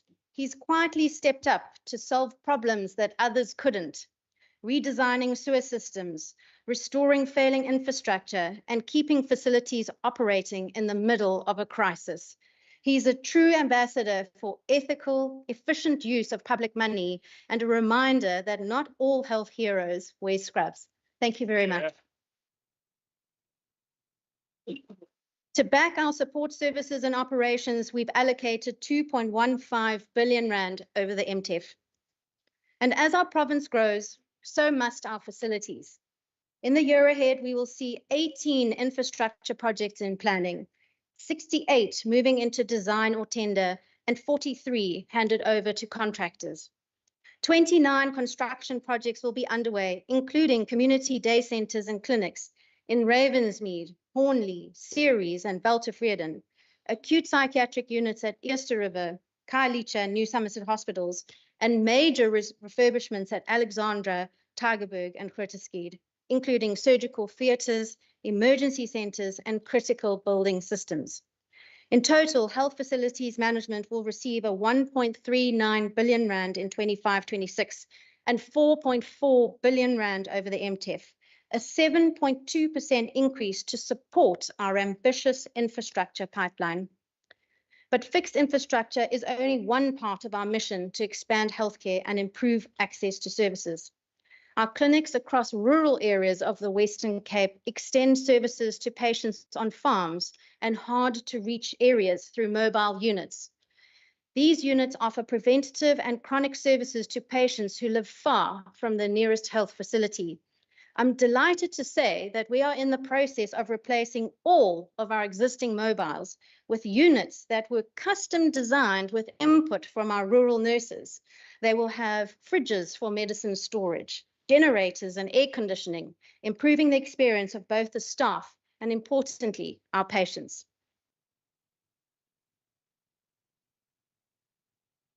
Speaker, partnership is close to my heart, and it's incredibly important to recognize our various partners, some in the gallery here today. Thank you for your continued support towards creating a healthier Western Cape. First, to the district health councils chaired by the district mayors, thank you. To our various international partners and nations that support our work, thank you, and specifically to the Global Fund for your generous support this year. Thank you to the various trusts that support our work, including the Tygerberg Children's Trust, the Children's Hospital Trust, and the Grooteskied Hospital Trust. I want to specifically highlight an incredible pilot project undertaken by the Children's Hospital Trust. This project aims to strengthen care for children who have suffered burn wounds by upgrading infrastructure at rural facilities and additional pediatric training to provide immediate high-quality care without children having to heal far away from their homes and their families. Work on this project is underway at 3 hospitals in the Cape Winelands, and I hope that it will eventually be expanded. To Ms. Chantal Cooper from the Children's Trust, thank you so much for the wonderful work that you and your team do. Let's give them a round of applause. Speaker, our important partnerships with our universities and higher education institutes and colleges go beyond education. It's about harnessing the expertise of our academic institutions to shape and inform policies and craft responsive solutions to the healthcare challenges that we face. By combining research, innovation, and training, we're building an ecosystem that not only strengthens our healthcare system, but also uplifts communities and protects the most vulnerable. The department also works with many NGOs and PBOs to expand access to healthcare. Last year, during an InReach project in Beaufort West, the Department of Health worked with universities and NGOs to provide 94 cataract surgeries and 249 dental procedures. Or, for example, Rotary International, which has supported the department through fundraising with equipment to enhance patient care. Stuart Hunt in the gallery, thank you very much for the support from Rotary. There are many other examples of organizations who work with us, innovate with us, and help us to expand access to good quality healthcare. Thank you for your support. Speaker or Deputy Speaker, this budget is not just about allocations. It's about aspiration and it's about resilience. And it's about rewriting the story of public healthcare in the Western Cape with people at its center. We honor the chapters that came before us, the hardship, the healing, and the hope. And now with renewed energy, bold investment, and unwavering focus, we are stepping up. Last week, I was delighted to announce the renewal of Dr. Keith Cloutier's contract as head of department for another 5 years. His continued leadership ensures stability, expertise, and a steadfast commitment to advancing high-quality, people-centered healthcare in our province. Thank you for your leadership, Dr. Cloutier, and indeed the entire TEXCO for your commitment, your leadership, and your hard work. This next chapter that we will be writing together will be one of possibility and of progress, where a mother doesn't have to choose between food and care, where a baby is born into health and hope, where a nurse is no longer alone on the night shift, and where infrastructure doesn't buckle under pressure, but rises to meet it. Let us write this chapter together, health workers, officials, partners, and residents. Let's write it with courage. Let's write it with compassion. Let's write it with clarity of purpose, so that those who come after us will read it and will say, here, they cared. I herewith table the 25-26 budget for the Department of Health and Wellness. Thank you. Thank you, Honourable Minister. I recognize the Honourable Vin Vogel.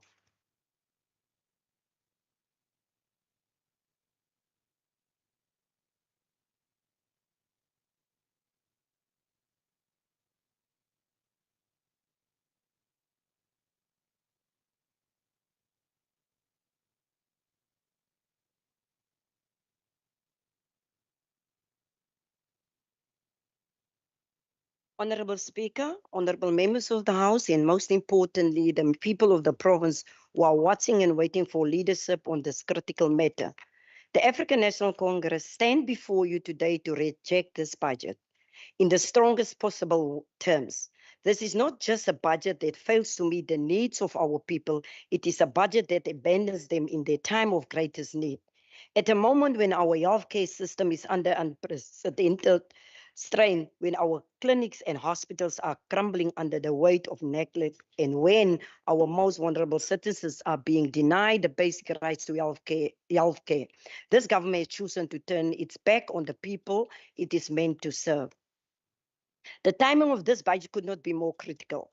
The health and wellness of our people are under severe threat, and yet this government has presented us with a document that does nothing to address the crisis unfolding in our communities. Last Tuesday, I visited the Grabouw clinic and saw for myself the struggles our people face every day. The healthcare system in Grabouw is in crisis. There are not enough staff, the buildings are falling apart, and emergency services are slow and unreliable. The clinic has 12 job openings that have not been filled for years, Minister of Health and Wellness. Part of the building are unsafe because structural damage, and the service patients receive is poor.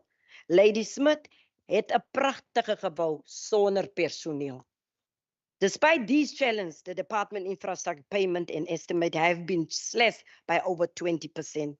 What does this mean about the rebuilding of the GFU's hospital and other projects that were mentioned in the budget speech?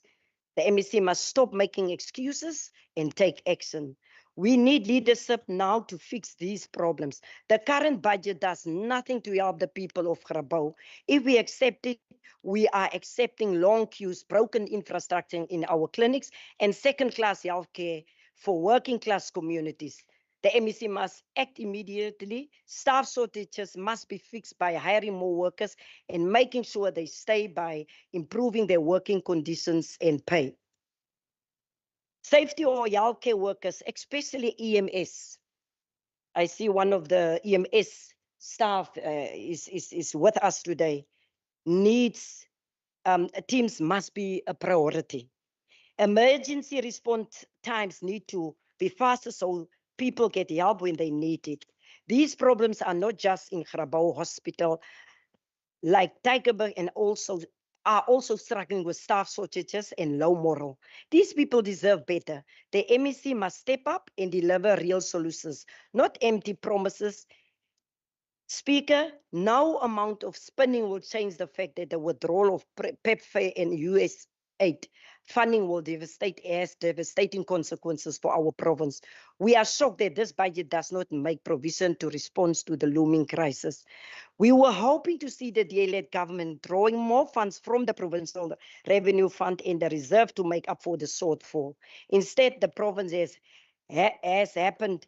The receipts from the Provincial Revenue Fund have been slashed by over 20%.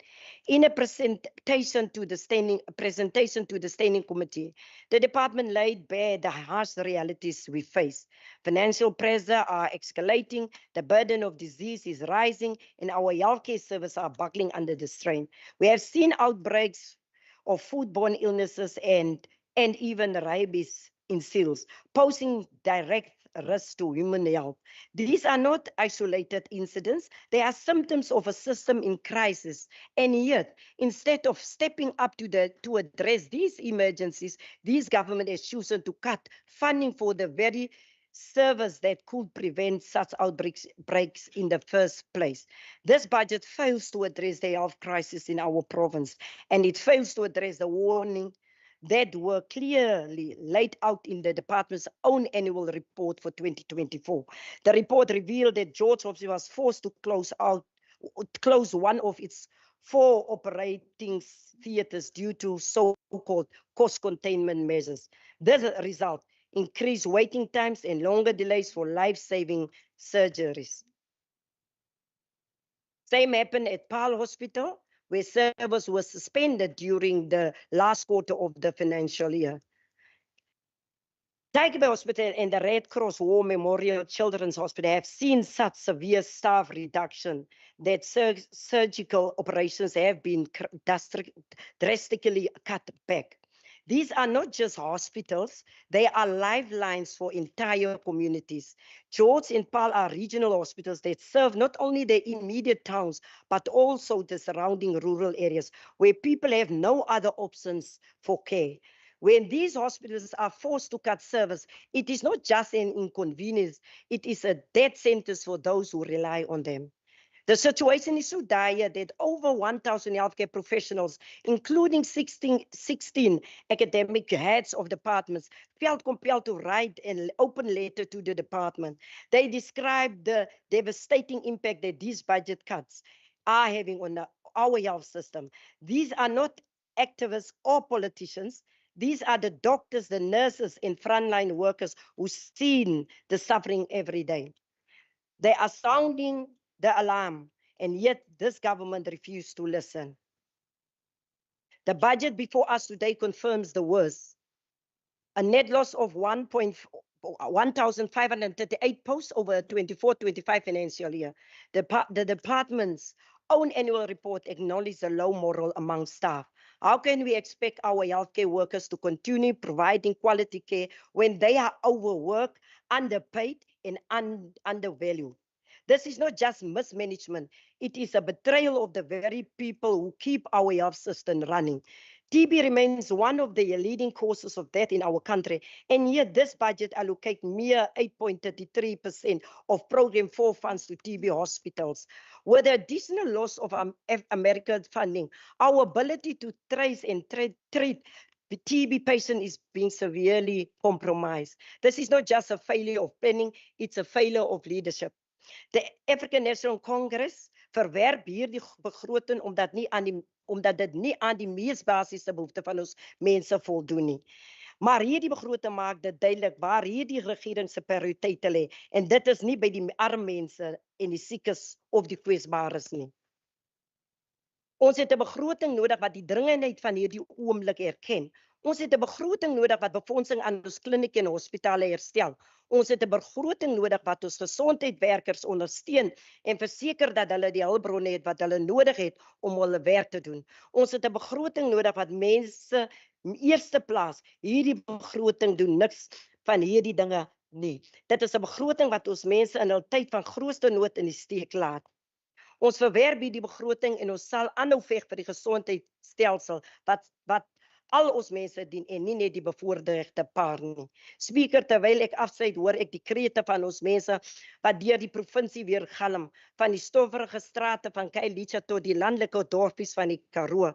Hulle vra eenvoudige vrae wat hierdie DA-regering nie kan antwoord nie. Wie sal vir ons opstaan? Waarom moet ons ly vir die DA se leuns? Wanneer sal ons klinieke medisyne kry? Hoekom moet ons in lang lyne wag? To those, I want you to know, the Lord is your side at your right hand. The sun will not harm you by the day, nor the moon by the night. The ANC het hierdie krete gehoor. Dis hoekom ons die NHI en wetgewing aangeneem het, om kwaliteit gesondheid vir al ons mense te waarborg, ryk en arme. Maar wat doen die DA? Hulle veg teen hierdie NHI met tand en nag, omdat hulle hoop dat die premier nie landse plaaswerker gaan lê in 'n hospitaal nie. Hulle het 'n blinde oog gedraai wanneer arme mense ly en sterf in vervalle hospitale. Hulle liewer voor hul wit baase wil buig as om vir ons swart gemeenskappe op te staan. Die tyd vir verskonings is verby. Ons boodskap is duidelik, ons tree toe wanneer ander terug te trek. Ons verwerp die wrede begroting wat ons mense in die steek laat. Ons sal aanhou veg. Klinieke met medisyne in elke gemeenskap, hospitale met genoeg dokters en verpleegsters, ambulanse wat betyds aankom. NHI vir almal, geen uitsondering nie. Die ANC sal nie rus tot elke Suid-Afrikaner van Kaapstad tot Kuruman toegang het tot die kwaliteit gesondheidsorg wat hulle verdien nie. Speaker, voordat ek afsluit, moet ek 'n oomblik neem om die onwrikbare toewyding van ons gesondheidswerkers te erken, wat ons mense bly dien ten spyte van groot uitdagings. Ek wil veral die onbaatsigtige pogings van Dr. Karim, Dr. Kloetie waardeer wie se toewyding aan die gesondheidssektor ver buite hul normale strek. Nou, hul gewilligheid om tydens krisisse in te spring self buite gereelde ure toon die ware gees van diens en medemenslikheid wat ons gemeenskap lewend hou. Dit is hierdie helde wat die gapings vul wat deur 'n mislike stelsel gelaat word en bewys dat daar self in die donkerste tye die is wat weier om ons mense in die steek te laat. Tog, hoewel ons hul opofferings salueer, kan ons nie die stelselmatige mislukkings ignoreer wat hul werk nog moeiliker maak nie. Personeeltekort, vervalle infrastrukture en vertraagde nooddienste duur voort omdat die regering nie die politieke wil hê om dit reg te stel nie. In plaas daarvan om ons gesondheidswerkers te ondersteun, draai hierdie regering 'n blinde oog en laat ons dokters, verpleegkundiges sukkel met onvoldoende hulpbronne. Die ANC sal nie hierdie verwaarlosing duld nie. Ons sal aanhou veg vir 'n gesondheidsstelsel wat nie net die toewyding van werkers soos Dr. Karim, Dr. Kloetie eer nie, maar ook verseker dat hulle die gereedskap, personeel en infrastruktuur het wat hulle nodig het om lewens te red. Dankie. Thank you, Honorable Winvogel. Ek sien nou the Honorable Stevens.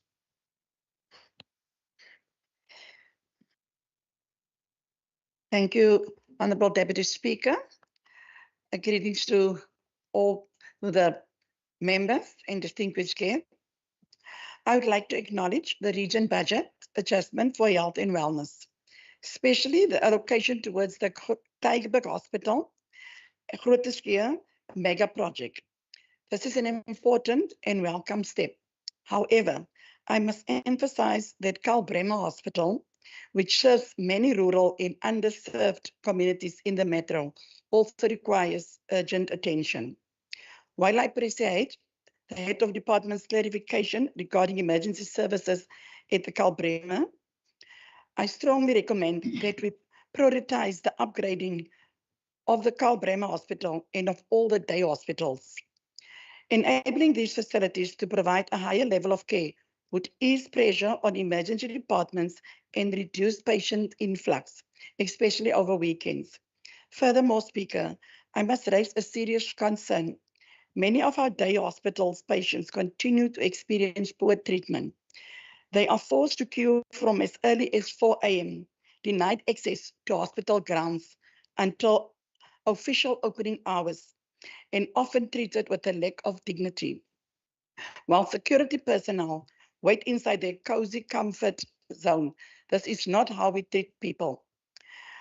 We need to treat our people with compassion and respect. Speaker, through you, I ask, how does the department plan to address these challenges and ensure that all patients receive the dignified care they deserve?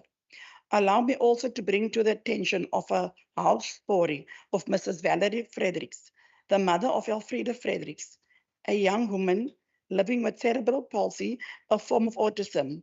Elfriede is a non-verbal, non-hearing impaired. She was previously and still a patient at Alexandra Hospital, where she received much needed respite care, 6 weeks per year. The service has since been cancelled. Mrs. Fredericks is unemployed and cannot afford private care. She's a mother doing her best under very difficult circumstances. She's not alone. Many parents and caregivers in our province face similar challenges. Speaker, how can we as a department and as a government step in to support mothers like Mrs. Fredericks? How can we ensure that no parent is left to carry this burden alone and that every child with special needs receives the care and dignity they deserve? Thank you, Speaker. Thank you, Honorable Stevens. On the virtual platform, I recognize the Honorable Lithakong. Thank you so much, Speaker, and let me also apologize for the glitchings that I've encountered earlier.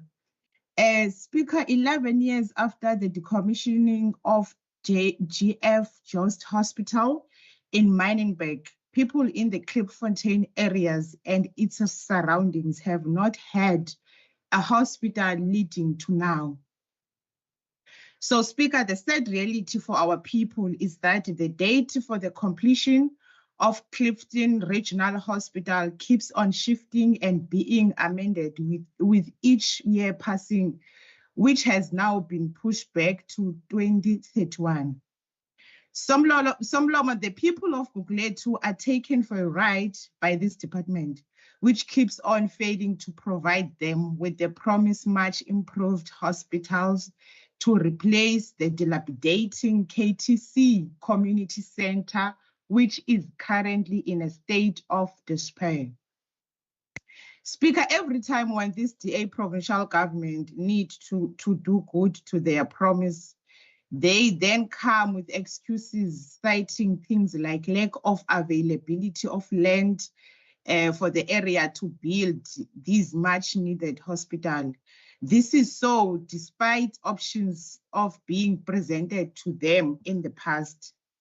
The economic freedom fighters has been calling for an improvement in the turnaround time in which patients needs to be assisted in our available clinics and hospital without any successes.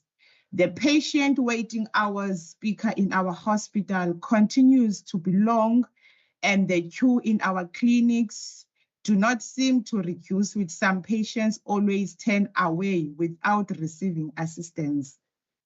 The EFF has been calling for clinics to operate 24/7 in order to alleviate some of these pressures, and our calls have been failing on deaf ears.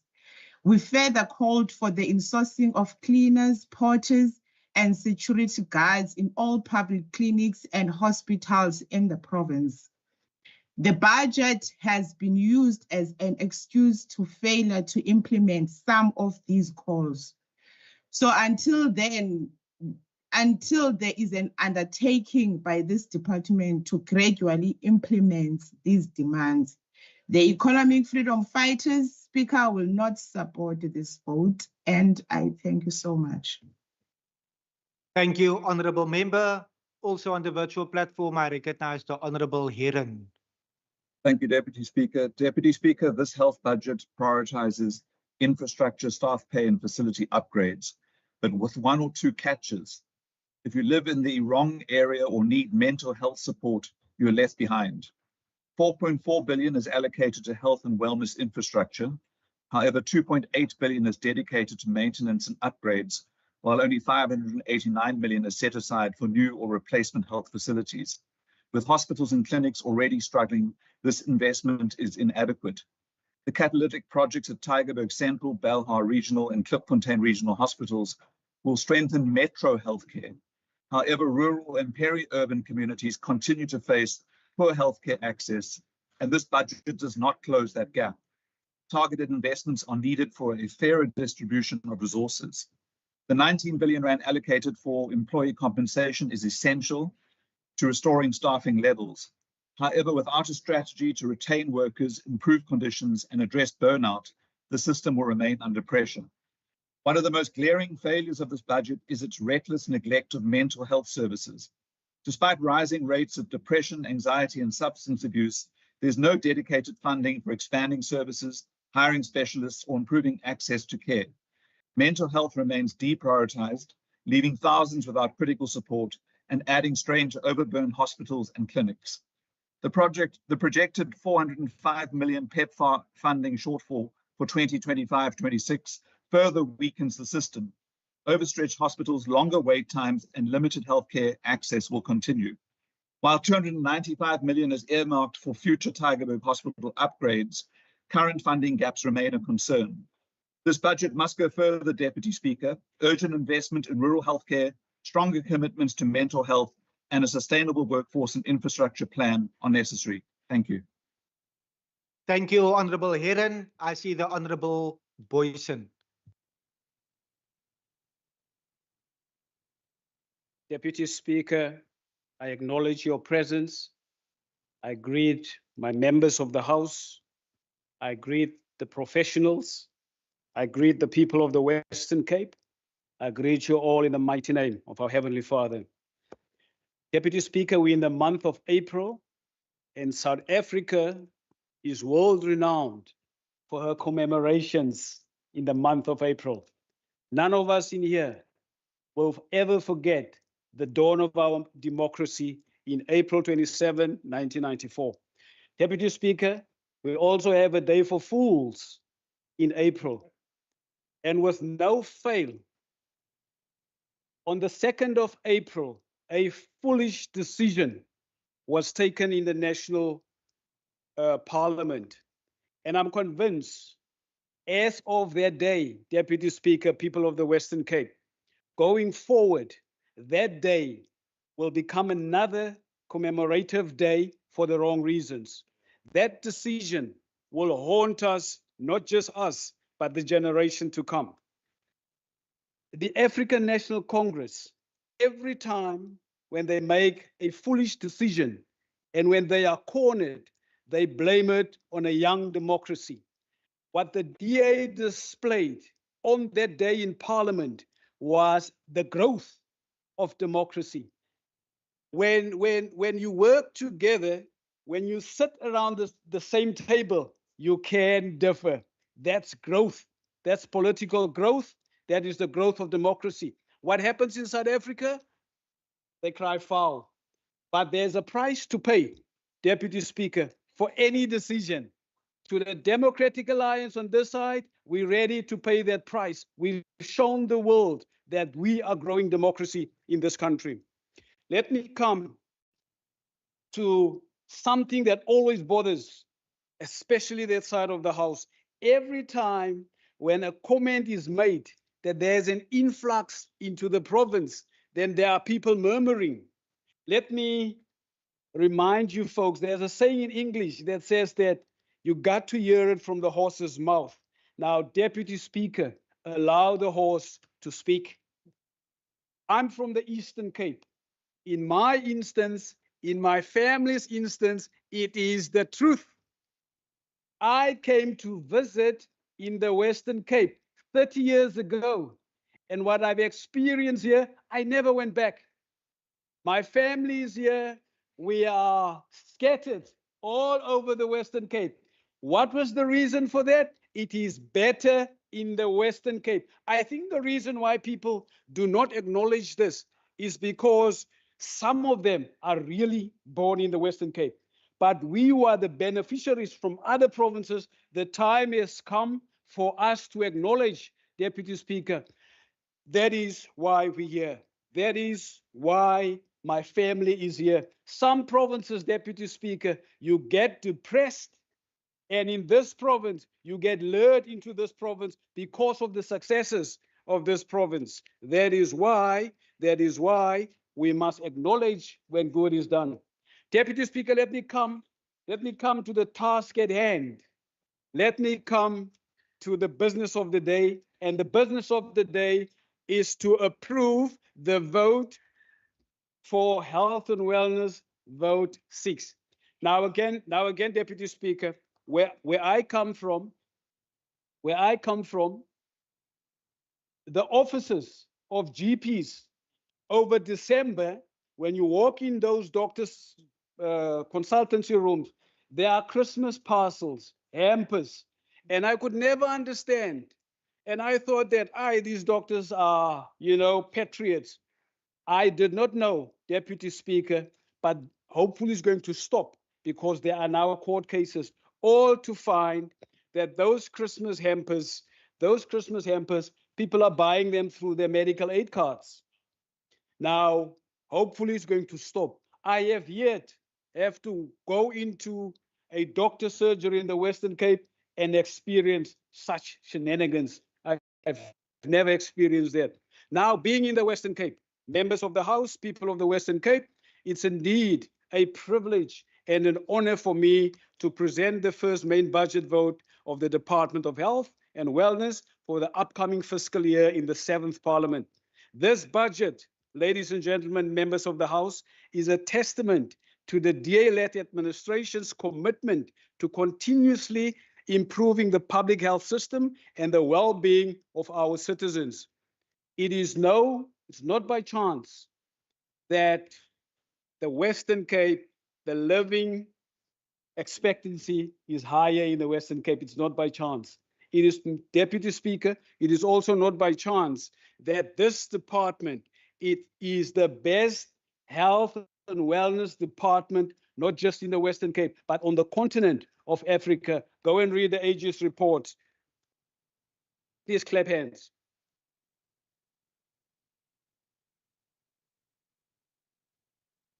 Mr. Speaker, Deputy Speaker, with a total allocation of just over 32 billion rand for the year 2025-2026, we are ensuring that no citizen is left behind in accessing essential health services. Thank you, Minister, for that. Unlike the ANC's regressive approach, NHI is the next time bomb as part of the regressive approach of this country.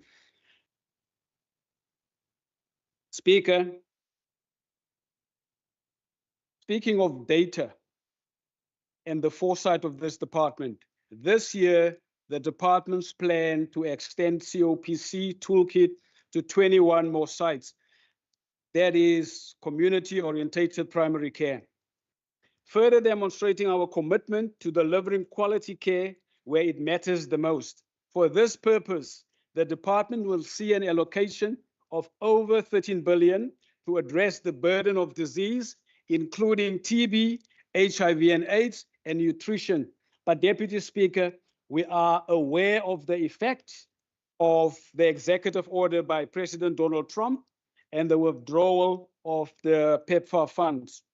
Now, some people made the comment that we're not aware of that and we don't take that to heart. But let me explain to the members. This province, the Western Cape, have shown the world during COVID-19 on how we deal with challenges. What is it called? The reserves. If one looks into the budget, we have reserves, and I'm convinced that out of those reserves, we will deal and we will mitigate the effect of the withdrawal of the US aid. While the department received an increase of approximately 1 billion rand from the previous financial year, Deputy Speaker, an increase I'm confident will be prioritized in the most efficient way possible. There remain challenges that are often unseen and unprecedented. But what do we do in this province? When we become aware of those challenges, we step up. Thankfully, under the leadership of a competent department, this budget has been crafted with a strong emphasis on fiscal discipline and efficiency. Every rand allocated is aimed at maximizing impact and ensuring value for money. Furthermore, I commend the department's strategic focus, which include addressing service pressures such as waiting times, immunization outreach, the adoption of climate change strategies and population growth, and the expansion of services for vulnerable groups. Now, Deputy Speaker, there are always complaints about long queues. Again, where I come from, there are not even queues because there are no facilities. The difference in the Western Cape, I'm staying in Henke and Patensi. Now, Deputy Speaker, the queues in the Western Cape, we all agree that 1 minute in the queue is a minute too long. But the difference in the queue in the Western Cape, there is hope at the end of the queue. Furthermore, I commend the department's strategic. Deputy Speaker, Mr. Speaker, I also Honourable Boyson, please take your seat. Honourable Deputy Chief Whip, is that a point of order? Yes, Speaker, I do rise on Rule 39. There's a constant loud conversion of the declining part in the opposite benches, Speaker. Can you please rule on that? Thank you. Thank you very much, Honourable Deputy Chief Whip. Honourable members, order members.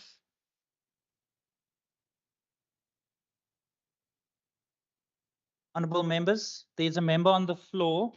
Can I please ask that you allow the member on the floor to make his input? It is a political debate, so we've allowed a lot of latitude for heckling, for interjections. However, please do not drown out the speaker on the floor. Honorable Boyson, you may continue. Mr. Speaker, I also recognize the department's efforts in building a capable workforce. Thank you to the men and women in uniform, even those who are retired. We see your volunteerism. With an allocation of 451 million rand for the training of nurses and staff, addressing attrition and supporting EMS personnel. Additionally, Mr. Speaker, 1 billion rand has been allocated for the construction, maintenance, and refurbishment of health infrastructure. This budget allocates significant resources to the development, maintenance, and upgrading of healthcare facilities across the province, with a total project cost of 3.7 billion rand, all aimed at enhancing the public healthcare experience, as stated, Mr. Speaker, by my fellow colleagues during the deliberations of the various votes. This DA budget is not just about numbers, it's about people. Honorable Speaker, as we deliberate on vote 6, we must not forget the ANC's comrade lining their pockets during COVID-19. This country witnessed corruption, fraud, and misappropriation of millions meant to aid the fight against COVID-19. What disturbs me most is not just the state of our healthcare, of their healthcare facilities, but the conditions in provinces where I come from, where cadre deployment continues the benefit the politically connected, often through digital vibes, or shall I say, dark vibes. Once again, Mr. Speaker and members of this House, this budget is not just about numbers, it's about people, and certainly not about rewarding cadres. By investing in health infrastructure and services, we are creating jobs, stimulating local economies, and most importantly, we are saving lives. Every new clinic, every upgraded hospital, and every piece of modern equipment brings us closer to a healthier, more equitable society. Before I conclude, Mr. Speaker, I wish to congratulate our HOD, Dr. Kluter, you and your team.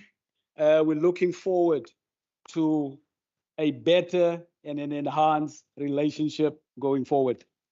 In conclusion, Mr. Speaker, honorable members, this budget is a lifeline for millions of citizens who rely on our healthcare system. It is a call to action for all of us across sectors, across communities, to ensure that every citizen has access to the care they deserve. Let us reaffirm our commitment to building a healthier, stronger, and more equitable society. Together, we can ensure that our healthcare system remain a beacon of hope and resilience. Once again, thanks to the men and women in uniform, and thanks to the professionals. I call on this House to support this budget vote. Let us work together to enable our children to start well, our working age population to live well, and our elderly to age well. This committee support the appropriation of vote 6. Thank you, Mr. Speaker. Thank you very much to the Honorable Boyson. Honorable Minister, before I recognize you, do you need the podium? In that case, I recognize the Honorable Minister, Minister Wenger. Thank you very much, Mr. Speaker, and thanks very much to the honourable members for participating in the debate, and in particular to those members that had constructive proposals for us. I think, first of all, Mr. Speaker, we can't discuss this budget as if it has no context. It's not as if it's a matter of not allocating where people need it. Our resources are finite. We don't have an unending supply of funding to be able to cover everything. We have to cut our cloth according to what we have. And we don't overspend. We're responsible with our funding, and we don't rack up billions of rands in accruals and have to be bailed out like our counterparts in other provinces. At the same time, we also have to acknowledge that public healthcare spending in South Africa has been declining year after year. As a country, the strategic priorities made by national government has not been in health. In fact, public healthcare expenditure per capita in South Africa was lower in 2023 than what it was in 2017. So if the country is spending less on healthcare, it is a symptom of something broader in our country. But in the Western Cape, we can be very proud that as a province of our overall budget, of the whole budget, the amount allocated towards health is one of the highest proportions of all the provinces. Because in the Western Cape, we do value and we prioritize health here in the Western Cape. There were a number of comments on infrastructure. And I agree that we have to add speed to our capital build program, although it is also incredibly demanding under trying financial and fiscal constraints. So we're working harder and smarter. On Easter, the decision was taken to build a larger regional hospital, not one, but 2 regional hospitals. And that we are working on very hard to accelerate as quickly as possible. The Klipfontein Regional Hospital will add a 640-bed hospital, and the Belhar Regional Hospital will also add an additional 640 beds. So those mega infrastructure projects are in the pipeline and are progressing as quickly as possible. Already, both projects are in concept design with construction expected to start in 2028 and 2030, respectively. Let me then say that to Honourable Windfuhr, I think she dusted off last year's budget speech because it doesn't quite reflect the budget reality as in the Blue Book for this financial year. Yes, we've had a very hard and difficult time, especially on the compensation of employees. We had to freeze posts. We had no choice. South Africa was faced with a fiscal emergency that removed 6 billion rand from the Western Cape's budget.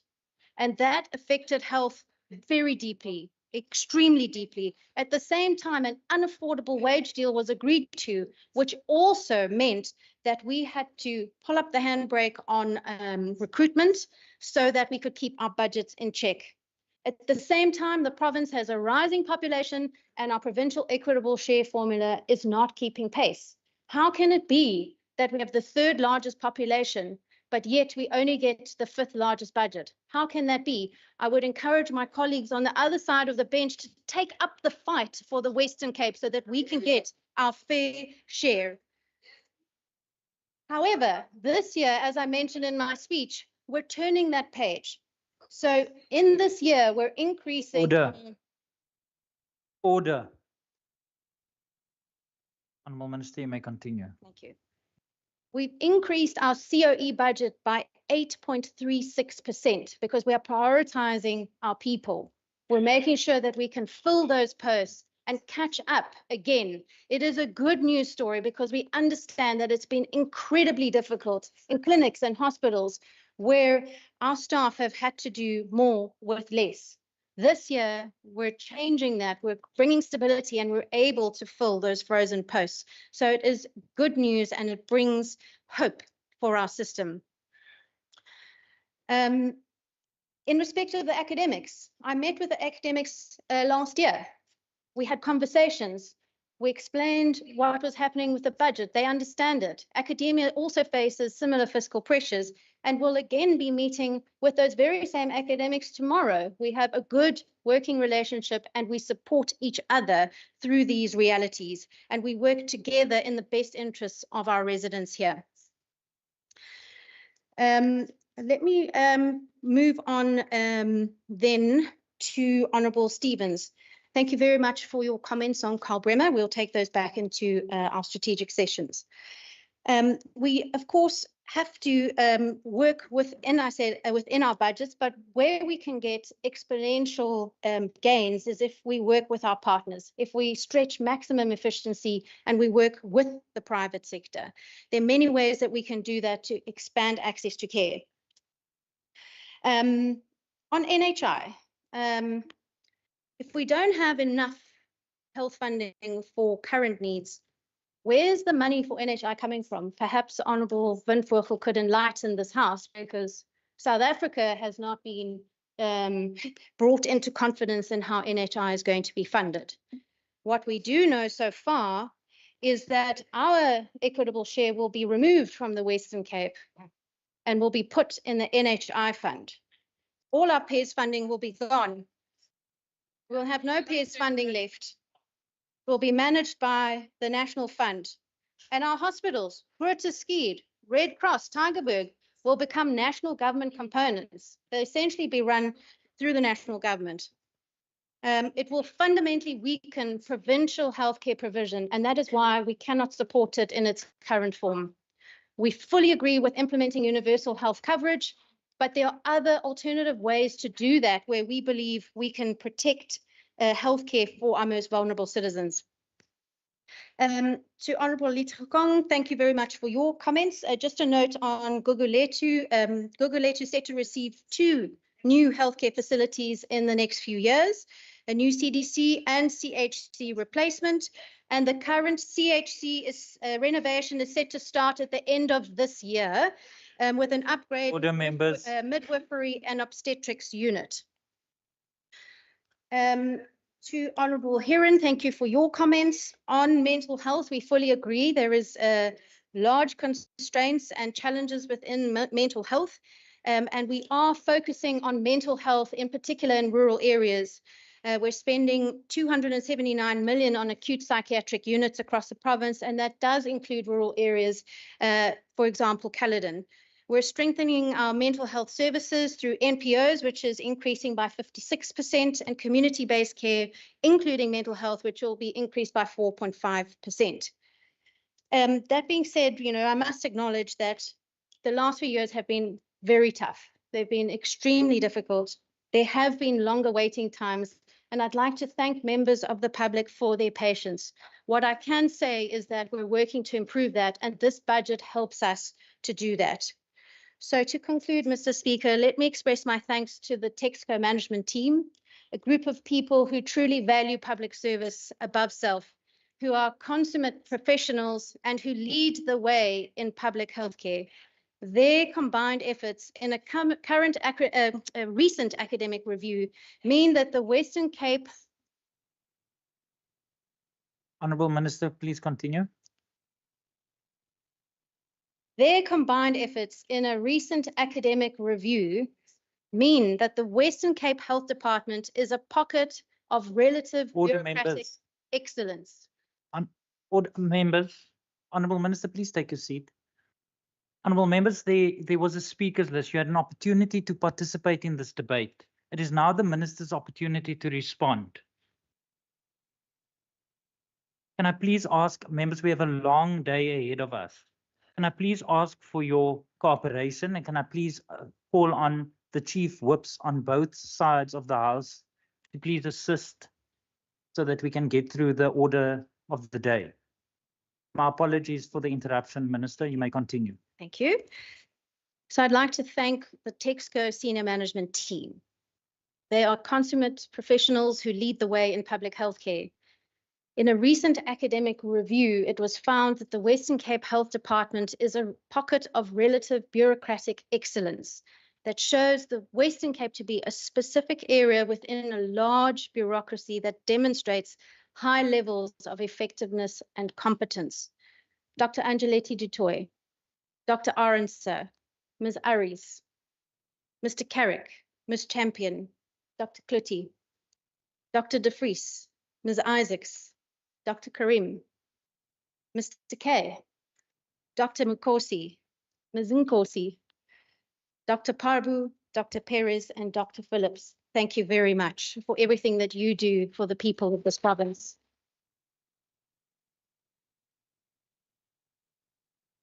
To my mom, Marty Wenger, thank you very much for being here. Thank you for always being there for me, for your care, your guidance, and your mentorship. Thank you. Dear Maria, what a special occasion to have you here as well. Thank you. And to my cabinet colleagues and my caucus colleagues, thank you for being the embodiment of teamwork so that we can together get things done. And finally, to my awesome ministry team, each and every wonderful person that steps up and gives their all every single day. Thank you. Thank you very much to the Honourable Minister. Colleagues, that concludes the debate on this vote. I'm going to allow the guest of Minister Wenger to exit the chamber while we await the guest of Minister Mania to deal with the next order of the day. Just for the Honourable Windvogel, I'm on the floor, and just as I allow you an opportunity when you are on the floor and not interrupting you, I expect the same.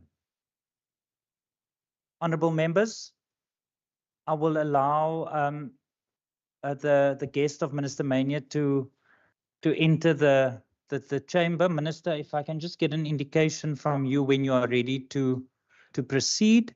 In the interest of time, I'm not going to suspend the House.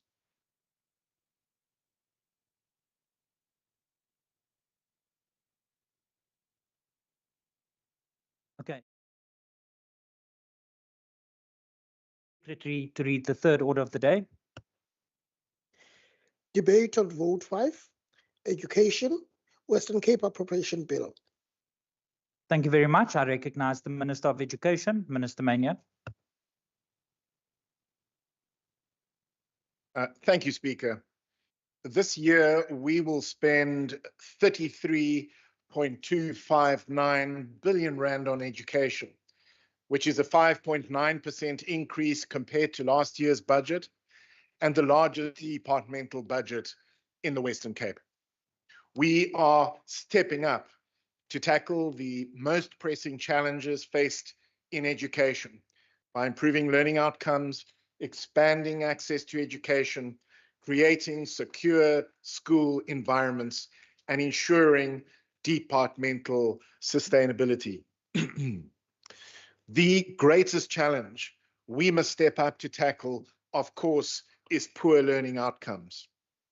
While our province performs better than others in international assessments of reading, of mathematics, and of science, we still fall short of international benchmarks. We need to act decisively to improve our children's scores so that they leave school with the skills and the capabilities to take on further training, to move into jobs, or to create new jobs through their own businesses. There can be no sustained economic growth without a capable, qualified workforce, which begins with delivering basic education. This year, we will spend 322.3 million rand on our Back on Track program to improve learning outcomes in the Western Cape. This program has clearly demonstrated success in improving learning outcomes. A recent evaluation report found subject-specific recovery of an equivalent of up to 205 school days worth of learning for children who had attended Back on Track classes. What this means is that a year of learning has been caught up through the Back on Track program. In addition, they found subject-specific gains of up to 160 school days for learners whose teachers had attended extra training as part of the program. The report went on to say, and I quote, "The massive effect sizes encountered in this investigation were a surprise, as some were much larger than the effect sizes typically encountered in education interventions." Moreover, our 2024 annual systemic test results show that our children's scores are getting back on track after experiencing severe learning losses during the COVID-19 pandemic. The pass rate for both grade 9 mathematics and grade 3 languages are now higher than they were in 2019, with the remaining grades and subjects catching up quickly. So I'd like to thank every teacher, every tutor, every learner, every parent, and every official that has participated in and supported the Back on Track program. Their investment of additional time and energy into improving learning outcomes is what has made this program such a success. But of course, Speaker, there is still much work to be done. And this year, 15,450 grade 4 and grade 7 learners from 223 primary schools will attend weekend Back on Track classes. These classes will focus on mathematics and languages taught by our expert tutors throughout the year. In addition to these grades, 8,000 grade 12 learners will receive academic support as they prepare for their matric exams this year. This will include weekend classes and revision camps during the autumn, winter, and spring school holidays. Our teachers will also receive professional development support through the Back on Track program this year. In-person training in the form of weekly sessions or holiday training will be provided to 2,483 grade 1, grade 4, 7, 8, 9, 10, and 11 teachers with the primary focus, again, on mathematics and languages. Speaker, this year, we will also spend 113.5 million rand funding school assistance through the Basic Education Employment Initiative. This will provide valuable job opportunities for 4,370 young people between the ages of 18 and 34 for 6 months to gain experience and to gain skills that will help kickstart their career. Most of these assistants will help teachers in the classroom as reading champions, as curriculum assistants, e-learning support and care, and support assistance for special needs schools. General assistance will also provide schools with support for sport, for arts and culture activities, as well as for the maintenance of school properties. Speaker, the second challenge we must step up to tackle is the extreme demand for school placement. We are the fastest growing province in the country, and every year the number of learners in our schools is growing rapidly.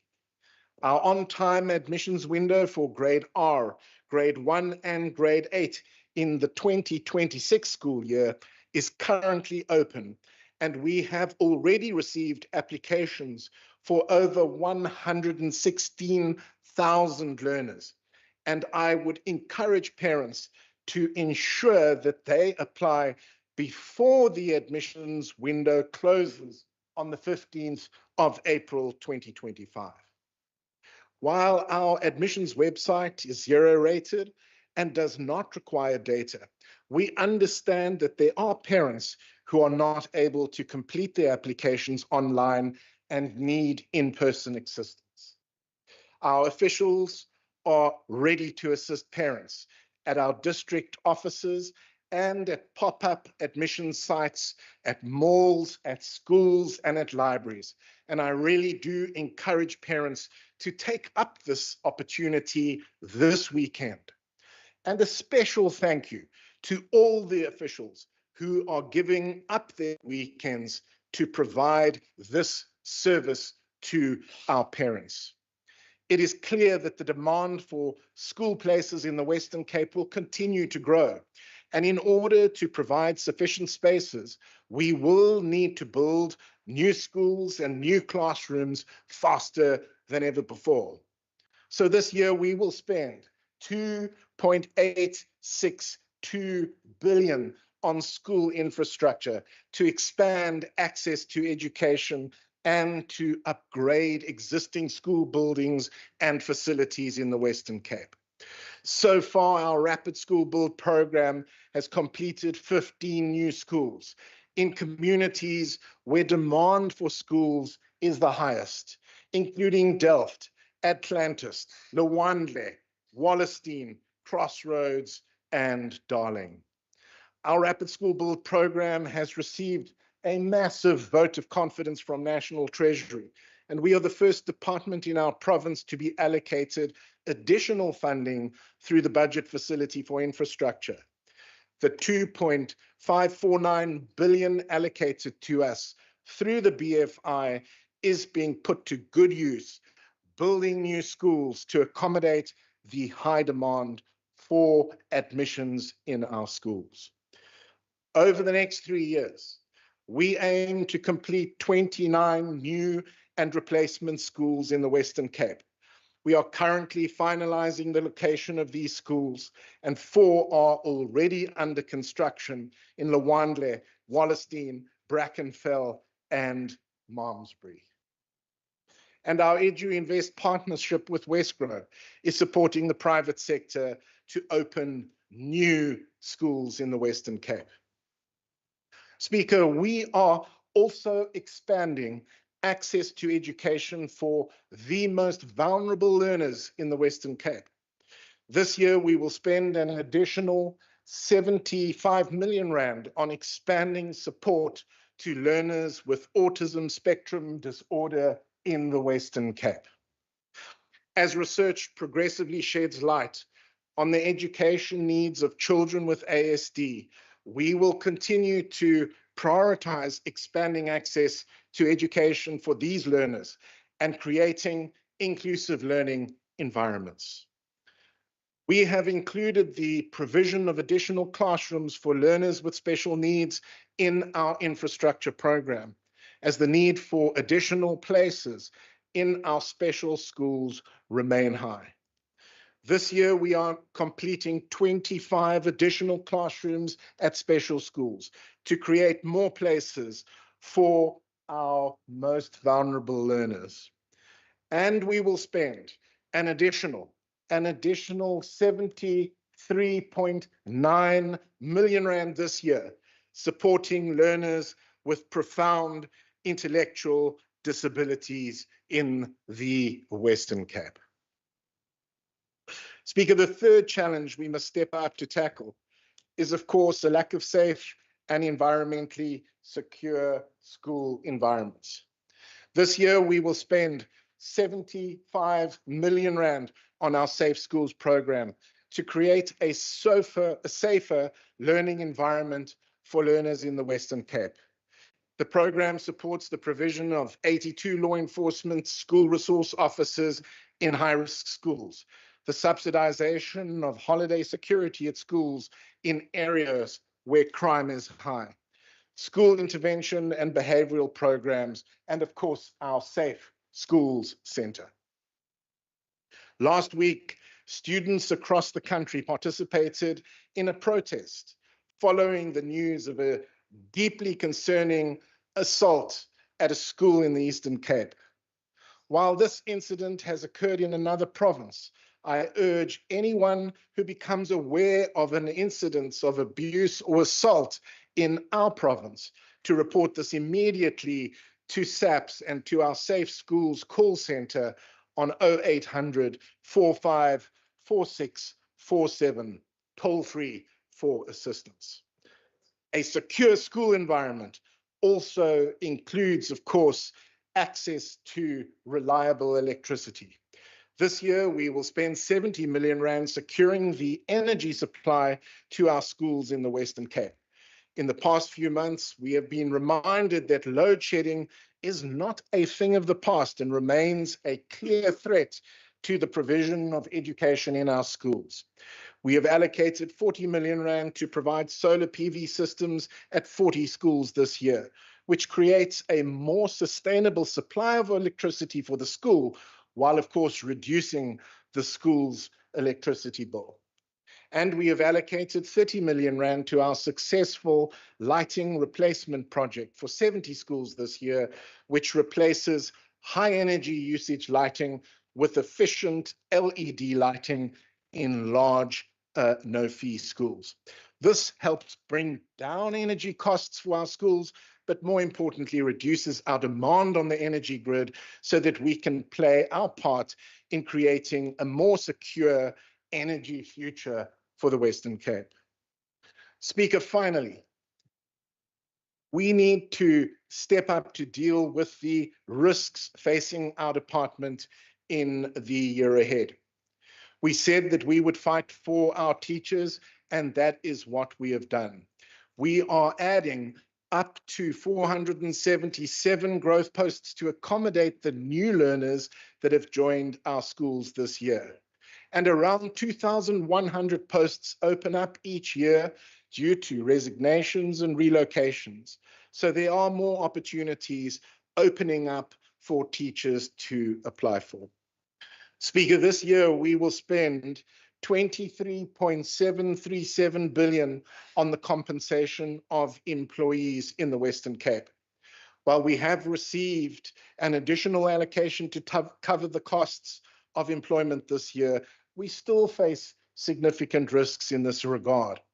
We will need to manage the risk across the year as placement of excess teachers is underway, along with the allocation of posts for growth. Speaker, we will also continue to implement the universalization of Grade R, which we believe in is an essential start to a child's school career and a vital part of the foundation phase. This year, we will spend 845.9 million rand to provide access to Grade R in the Western Cape. We have been progressively expanding the provision of Grade R in our schools. We currently have over 72,000 Grade R learners in our schools, and we have built 124 Grade R classrooms in the past 5 years. And we will continue to open new Grade R classrooms at schools and early childhood development sites to provide more places in Grade R here in the Western Cape. Unfortunately, of course, the introduction of compulsory Grade R is an entirely unfunded mandate. We have not received any additional funding to expand the number of places in our schools for Grade R learners or to fund additional teachers to cater for growing numbers. Speaker, despite our massive investment in school infrastructure, our school buildings remain at risk. This year, we will spend 1.328 billion on maintaining and upgrading existing school infrastructure in the Western Cape. We have the oldest portfolio of school infrastructure in the country, and because of the extreme pressure for new schools and classrooms, the budget for maintenance and replacement of schools is limited. Moving funds away from maintenance and replacement schools to fund other priorities puts our schools and our children at risk. In addition, the Western Cape has experienced an increase in extreme weather events, which have caused severe damage to our schools, which require emergency replacement. Speaker, underlying all of these risks is perhaps the greatest risk we face, which is continuing budget uncertainty. We are currently in a holding pattern as we await the finalization of the national budget. Once the national budget has been finalized, any further funding will be allocated through an adjustments budget. And we will constantly monitor this situation in partnership, of course, with Provincial Treasury. Speaker, what I truly admire about the Western Cape Education Department is that despite the risks, despite the extreme pressure, despite the daily challenges that arise, our staff continue to step up. The past year has been an extremely difficult one for our sector. It's been difficult for our principals who have had to implement a reduction in the basket of posts. It has been difficult for our teachers who are under more pressure than ever before, with bigger classes, fewer free periods, and more marking. And our officials are working extra hours, picking up additional tasks and doing their best to plan for the year ahead, despite the significant uncertainty we face. And yet our staff members continue to prioritize the best interest of our learners here in the Western Cape. They are the everyday heroes in our sector, and their dedication and care for our children shows, and I believe they deserve a hand of applause. I would like to thank our head of department, Brent Walters, and the Western Cape Education Department management team, our school principals, our teachers, and our public service staff, and of course my team in the Ministry of Education for the work that they have done this year. We have a shared vision for the future of our children and for our province. And we will continue to do everything we can to deliver quality education for every learner in every classroom, in every school here in the Western Cape. I thank you. Baie dankie aan die agbare minister. I now recognize the Honourable Syed, but before I do that, can I just get an indication if you need the podium?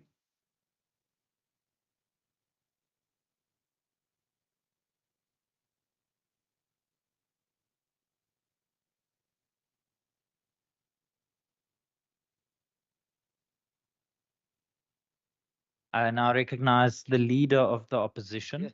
Thank you very much. Honourable Syed. Honourable Speaker, Honourable Premier, Honourable Education MEC, Honourable Chief Whip of the Official Opposition, Member Barnes, members of the Provincial Legislature, distinguished guests, some of whom have come as far as the Dorans and the viewers online.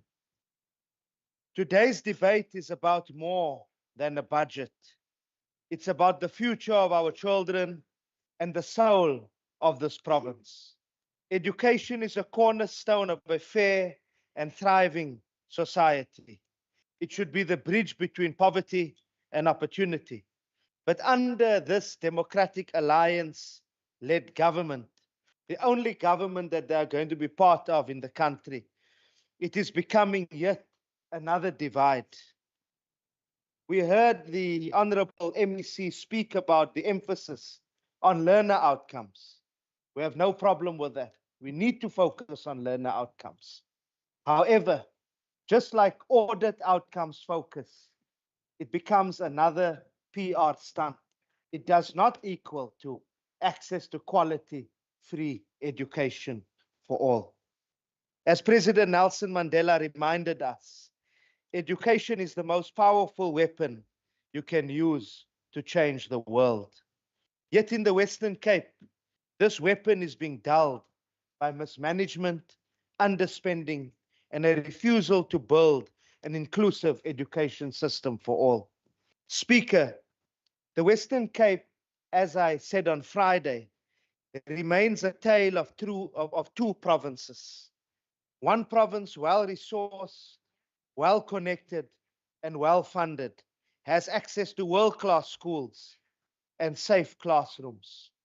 The other, poorer, non-white, and working class, faces overcrowded schools, underpaid teachers, and long, unsafe journeys to school. The divide is not theoretical. It's a lived, everyday, it's a lived reality.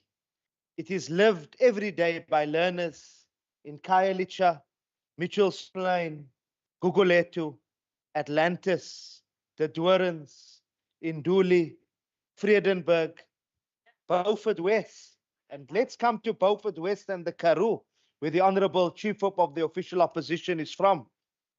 And the MEC spoke about special needs learners and the support that is non-existent in the Central Karoo.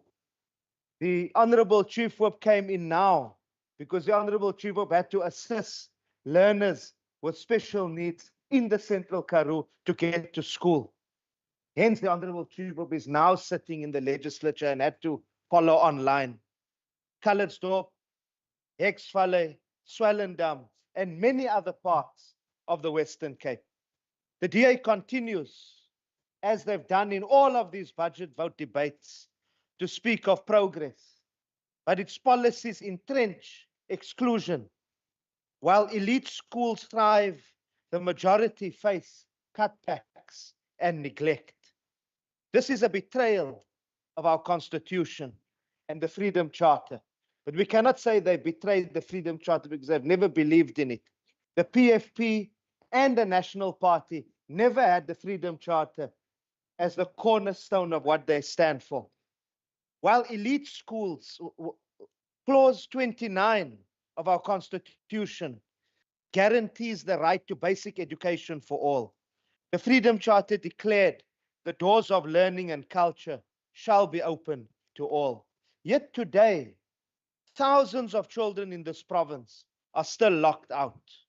MEC Mania, can you honestly say that your department is meeting its constitutional obligation to provide access to education for all? Or are you more focused on PR and cutting of costs rather than building an equitable system? The numbers don't lie. Speaker, during the 6th administration, the Western Cape Education Department returned 36.5 billion rand in equitable share and national grant allocations. It underspent by 829 million rand. It incurred nearly 123 million in irregular expenditure. There is no clear answers also on the 1.2 billion IT tender scandal. The CETA directive to halt the tender was ignored. The National Minister of Communications and Digital Technologies, the DAs, Solly Malatsi, hopefully soon to be exited from cabinet, sadly today continues with this cover-up. We support the call made by the ANC and other parties in Parliament's National Assembly for a full SIU investigation. MEC, we expect a full explanation for your department's disregard for CETA's instruction and a clear commitment to cooperate with a special investigative unit. The people deserve transparency, not spin. This is undermining education from within. This year, the education department in the province plans to cut, as has been stated, 2,407 teaching posts. Yet, only 27 of those posts are in affluent areas. Yet, National Treasury, as the MEC has admitted, has increased the budget allocation for the compensation of employees in this province. What does this say about your priorities? You cannot deliver quality education without teachers, especially in underserved communities.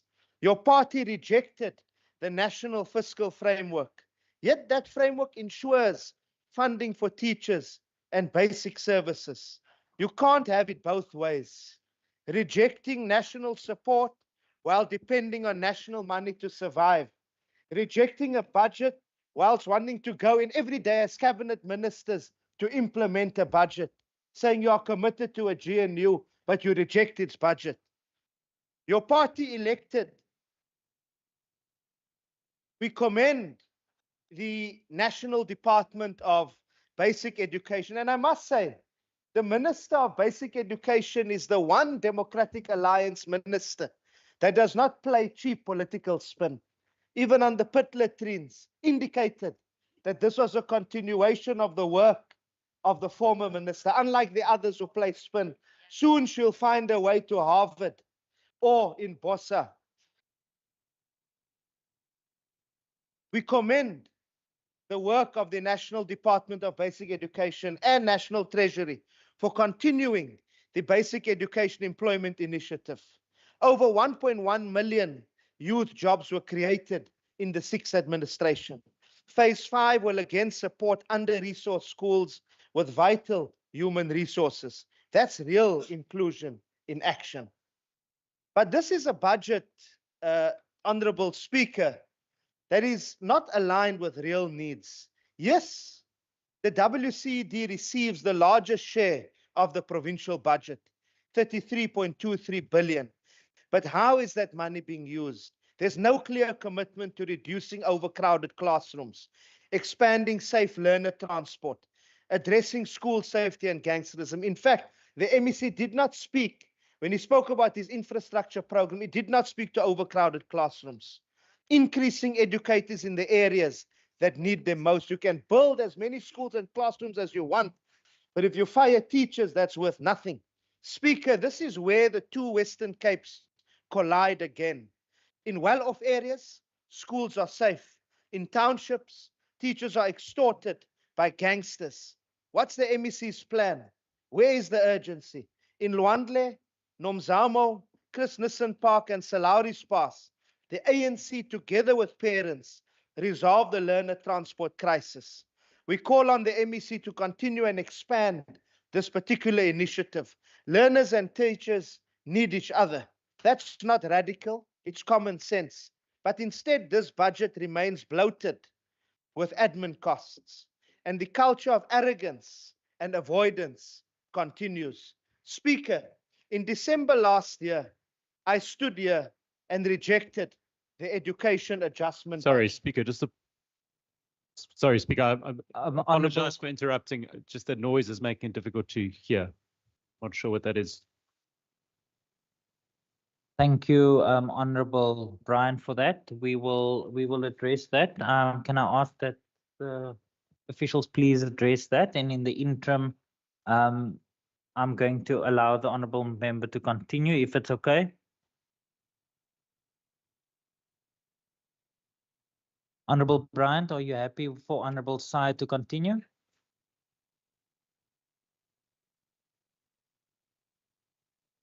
Honourable member, there's a question from a member. I can guarantee you, I will make sure that you are safe first, member. If there's any concerns, I will make sure that you are protected. Honourable Side, you may continue. Thank you very much, Honourable Speaker. So in December last year, I stood here and rejected the education adjustment budget. I do so again today. Why? Because this budget protects bureaucracy, not children. It ignores safety in the most violent communities. It undermines the public education system by failing to resource it fairly. In fact, this budget was even silent on the Bella Bill or on the Bella Act. There's no strategy to even fund the implementation of that particular act because the Democratic Alliance continues to reject it because they reject attempts to build and drive equal education in this country. We are told to be grateful for 242 million rand in HR development. But what does this mean when schools are short-staffed and oversubscribed? The Premier's office hires 1,000 staff while children cram into under-resourced classrooms. This is not planning, it's posturing. How is the Premier's expensive e-centers assisting in the effort to address learner transport, to address extortion at our schools, to address the unplaced learner crisis? In conclusion, Honourable Speaker, we reject this budget with contempt. This budget does not serve all learners. It maintains privilege for some and ignores hardships for the rest. It fails the Constitution, fails parents, fails teachers, and fails the youth of the Western Cape. We reject this budget, not out of petty politics, but out of principle, because the people of this province deserve one education system, not two, one future, not two, one Western Cape, not one for the rich and one for the poor. I thank you. Thank you very much, Honourable Saad. Before I recognize the Honourable Stevens, Honourable members, I just want to inform the House that there's nothing to be worried about. That was an external service provider, so it's just the sound that echoed through the chamber. It's not in the chamber. Honourable Stevens, do you need the podium? If not, No, I recognize Speaker. the Honourable Stevens. Thank you, Honourable Speaker, Premier and members. While we acknowledge the region budget adjustments and the promise of quality learning opportunities for all children, we must also confront some pressing challenges. There is still a significant shortage of special needs schools in the province. Children with special needs are often forced to wait years for placement in institutions like Jan Kriel, Paul School, and Eros. This clearly highlights the urgent need for more infrastructure to properly accommodate these learners. Speaker, beyond that, the department must seriously assess the current educator to learner ratio. The shortage of teachers is having a real and harmful impact on learners. Overcrowded classrooms, along with a lack of adequate learner transport, are creating unsafe and ineffective learning environments. These issues are further worsened by the socio-economic challenges many of our communities face: gangsterism, substance abuse, and the presence of drugs in and around our schools. These are not isolated problems. They are daily realities for far too many of our children. And lastly, Speaker, we cannot ignore the ongoing crisis of food insecurity in our schools. Not all schools benefit from feeding schemes, and we know no child can focus or learn on an empty stomach. Thank you, Speaker. Thank you very much, Honourable Stevens. I recognize the Honourable Kasim on the online platform. Thank you, Speaker. Speaker, a budget that does not speak to an increase to the number of teachers posts, an increase in building of classrooms made out of brick, and implementing an effective school placement system in this province is not the kind of budget that the EFF will support. Speaker, the education system in the Western Cape remains highly exclusionary when it comes to quintile 4 and 5 schools, especially when you are not white. The quintile 4 and quintile 5 fee-paying schools are formerly what used to be called Model C schools, and they are mostly in areas like Rondebosch, Cape Town, and Camps Bay, among others. But while these are schools which in the past were reserved for whites only, to this day, Speaker, most of them still resemble only whiteness. There is often a biased approach from these schools, Speaker, that if they take majority of African and colored learners, then these learners' parents will cover stories when they have to pay school fees, and therefore they would instead prefer white learners in the admission process at all of these former Model C schools. Speaker, the results is that majority of these African and colored learners are deprived of placement in the preferred chosen schools across the province and are in turn offered placement in township schools. This then begs a question as to why white learners are never offered placements in schools located in colored and African townships, and if the placement system is in fact colorblind to the fact that this process is done along racial and class lines. Speaker, this department does not mind increasing mobile classrooms in township schools for purposes of placing more learners there. However, the same cannot be said about schools in leafy suburbs as these schools are full or oversubscribed, and there's no effort whatsoever to add mobile classrooms for our colored and African learners at these schools, or rather to be accommodated there, Speaker. Speaker, if it is not the fact rather that people from African and colored townships hate the surrounding schools, but rather the fact that years of colonialism and apartheid denied resources to be allocated to these schools. And the results are that these township schools still lack basic facilities, including those for sports and extracurricular activities. And the reality is that this department, Speaker, is not willing to improve the situation in these African and colored communities, specifically when it comes to school, Speaker. Therefore, in conclusion, Speaker, the EFF is not in support of this budget. Thank you. Thank you very much to the Honourable Kasim. I now recognize the Honourable Marais. Thank you, Honourable Speaker. Honorable Maria, can you please just switch on your microphone? There we go. Thank you. Thank you, Speaker. Speaker, on behalf of the Freedom Front Plus, we acknowledge the work being done by the Minister, Meneer, and his department. However, is the problem resulting in late applications understood? A child not in school is a child at risk. That is why the Constitution places a higher value on the rights of children, describes their right as of paramount importance.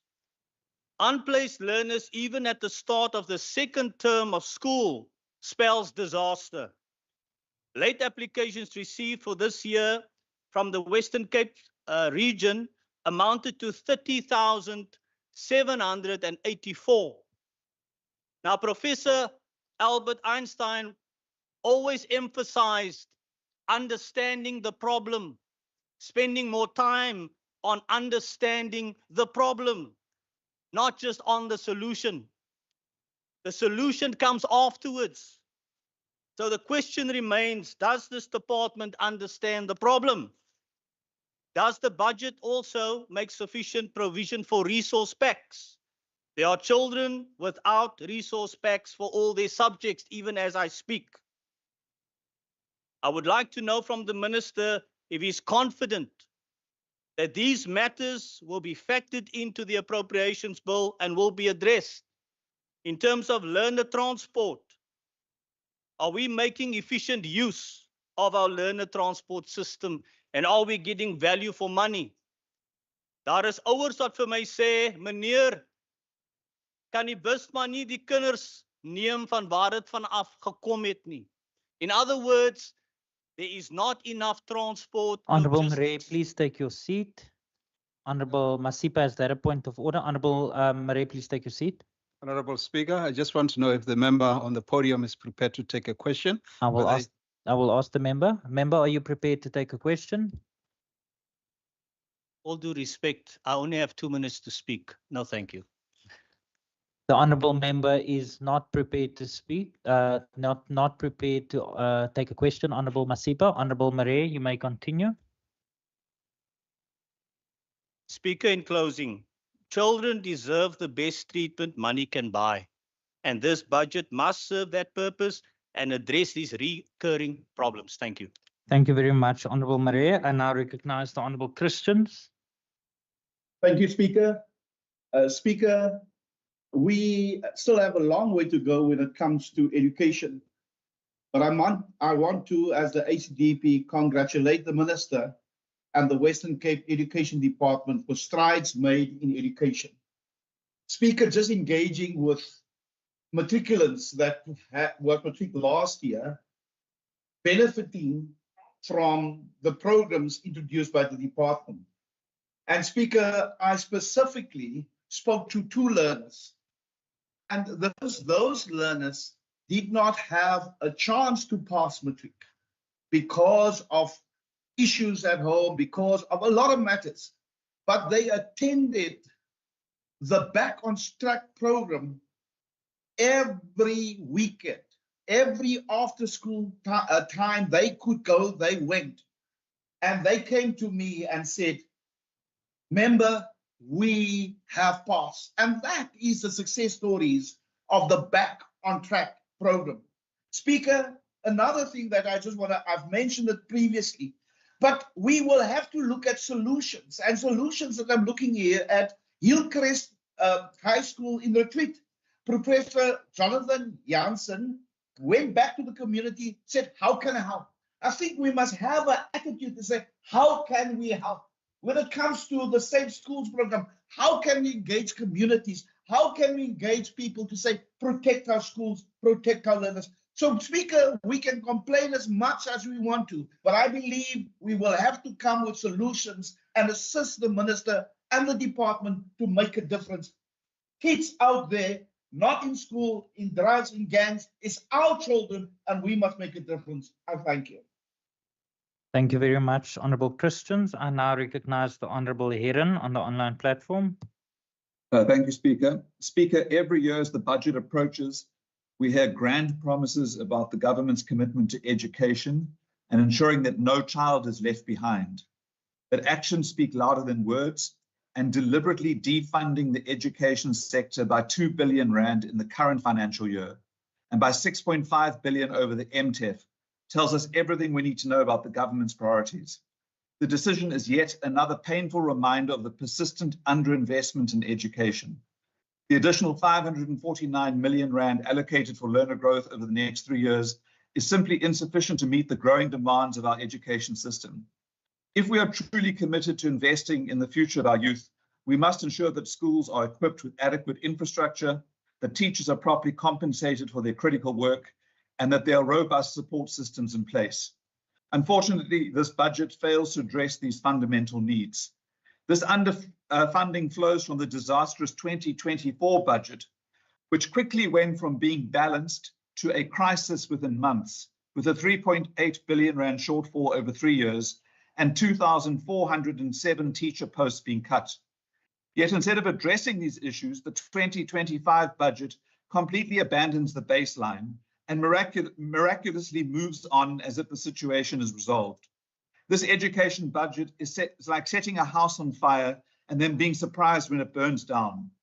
By not fully funding education, the government isn't simply neglecting its duties, it's actively sabotaging the future of our children.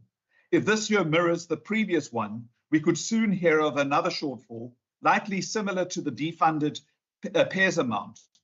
It's time for the Western Cape government to stop making excuses and take real responsibility. The future of our children is at stake, and it's high time they receive the funding and the support they deserve. Thank you. Thank you very much, Honourable Heron. I now recognise the Honourable Van Wyk. Honourable Speaker, honourable members and the public. All 42 members of this House will agree on the importance of education and thus how crucial this budget is for the citizens of the Western Cape. As a province, we have set a target of becoming a 1 trillion rand economy by 2035.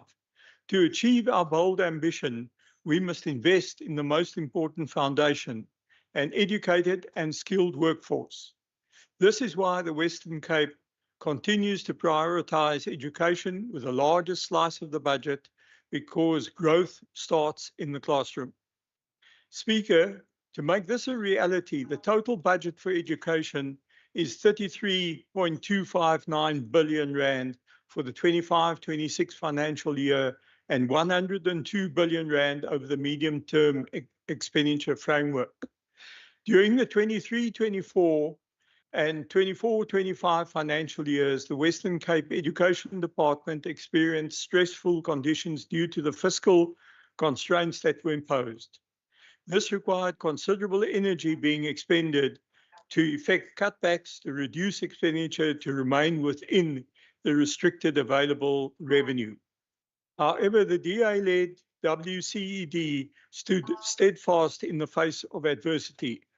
As Minister Bartman says, the Western Cape government remains open.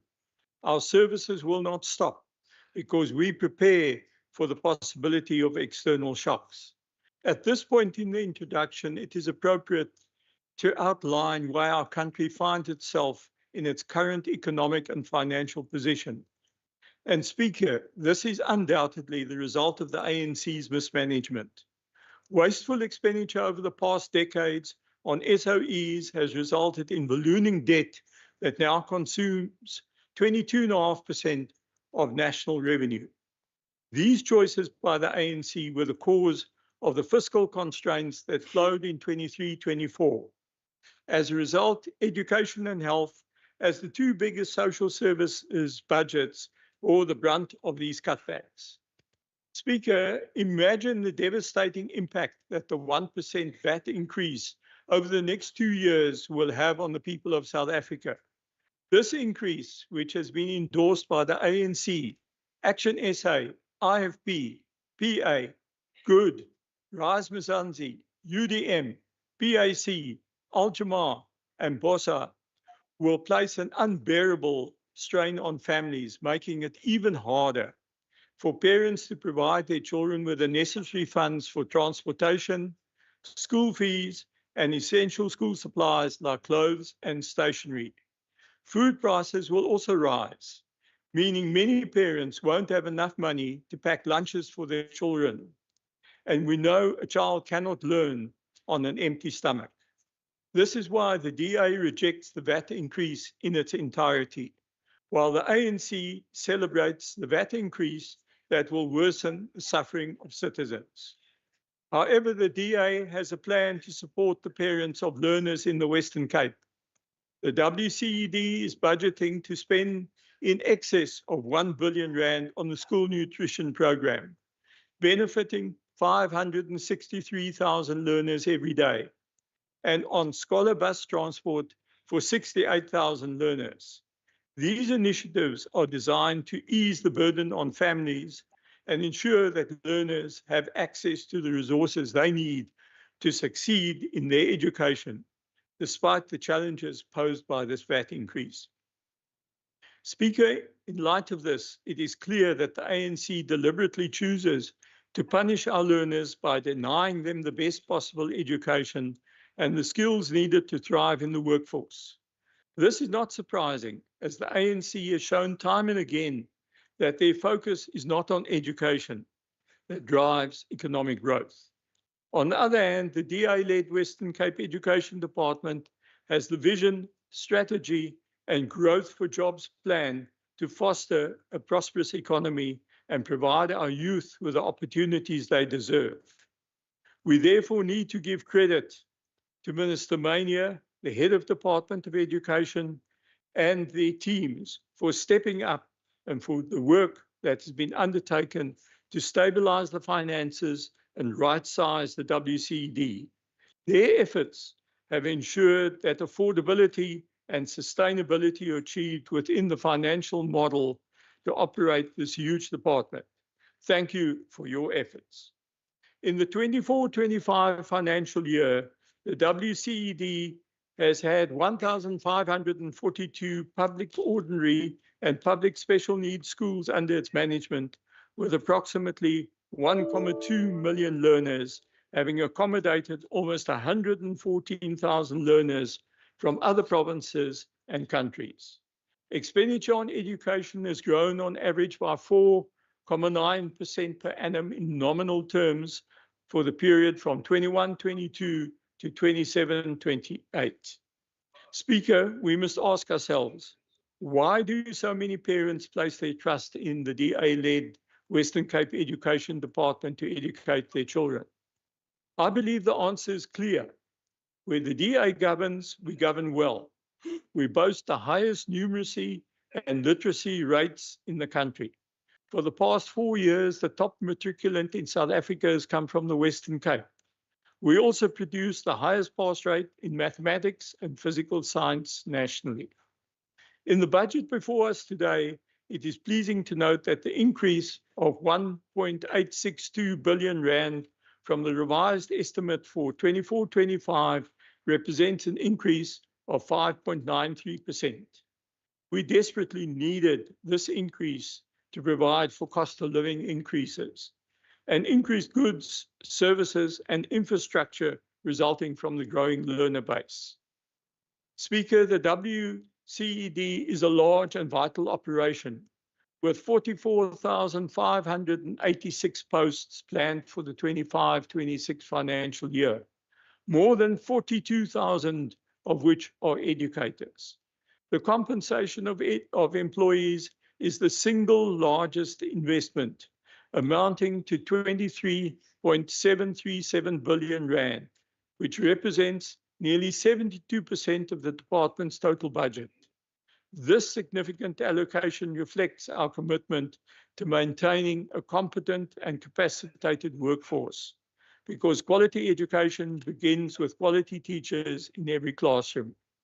Despite the efforts to ensure affordability, the department remains focused on its key strategic priorities for the next 5 years: strengthening learning foundations, improving learning outcomes, and building infrastructure and partnerships.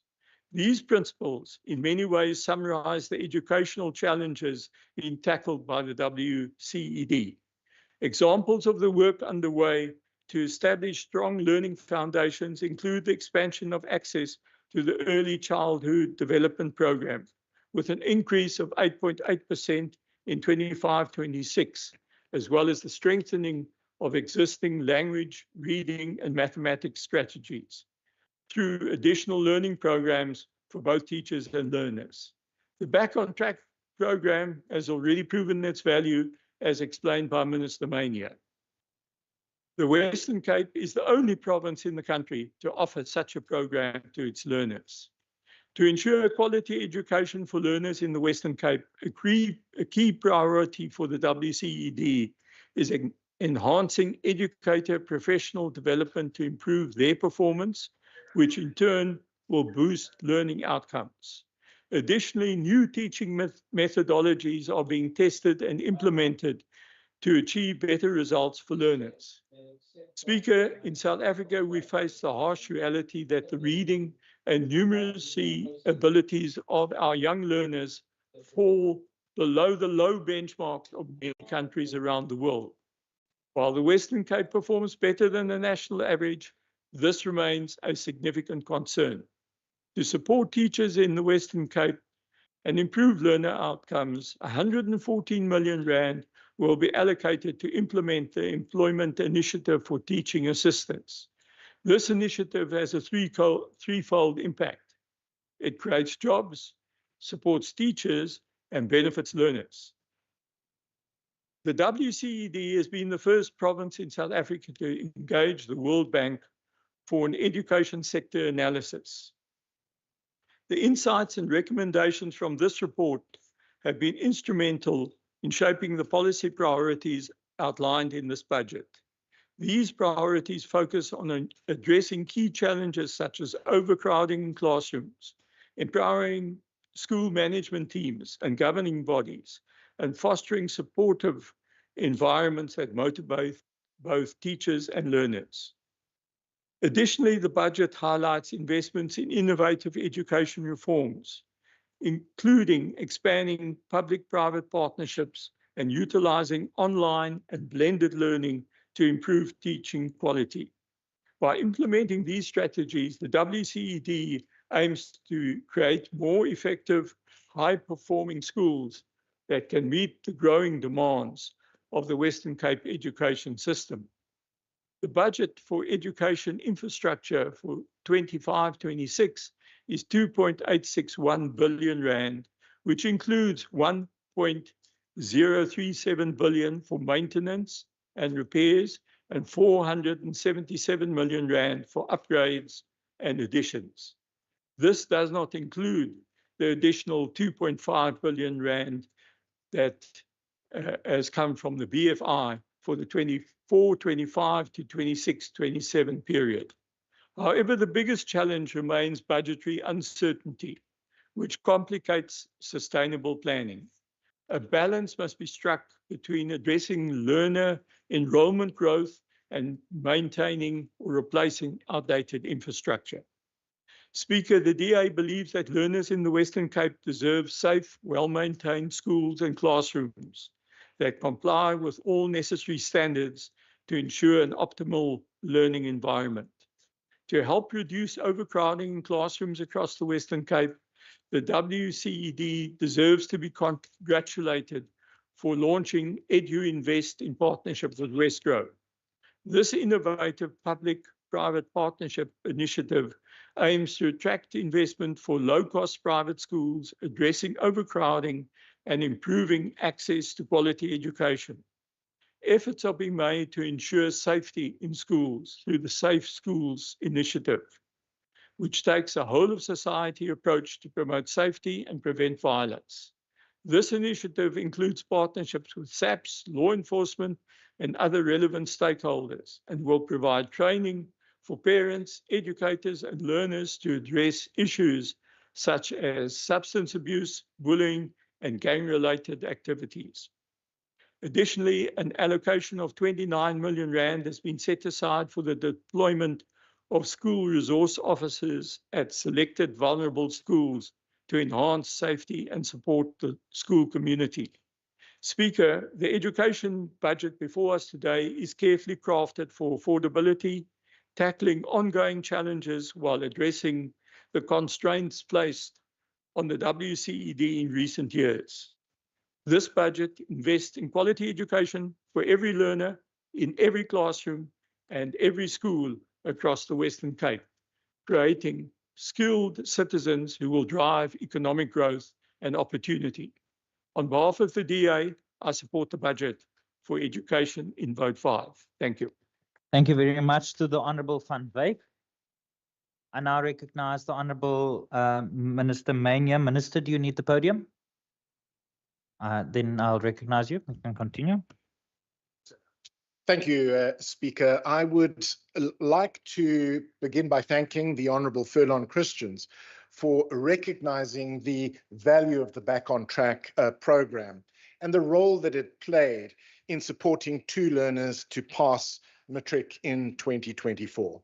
The Back on Track program works and provides hope for learners in poor communities across the Western Cape.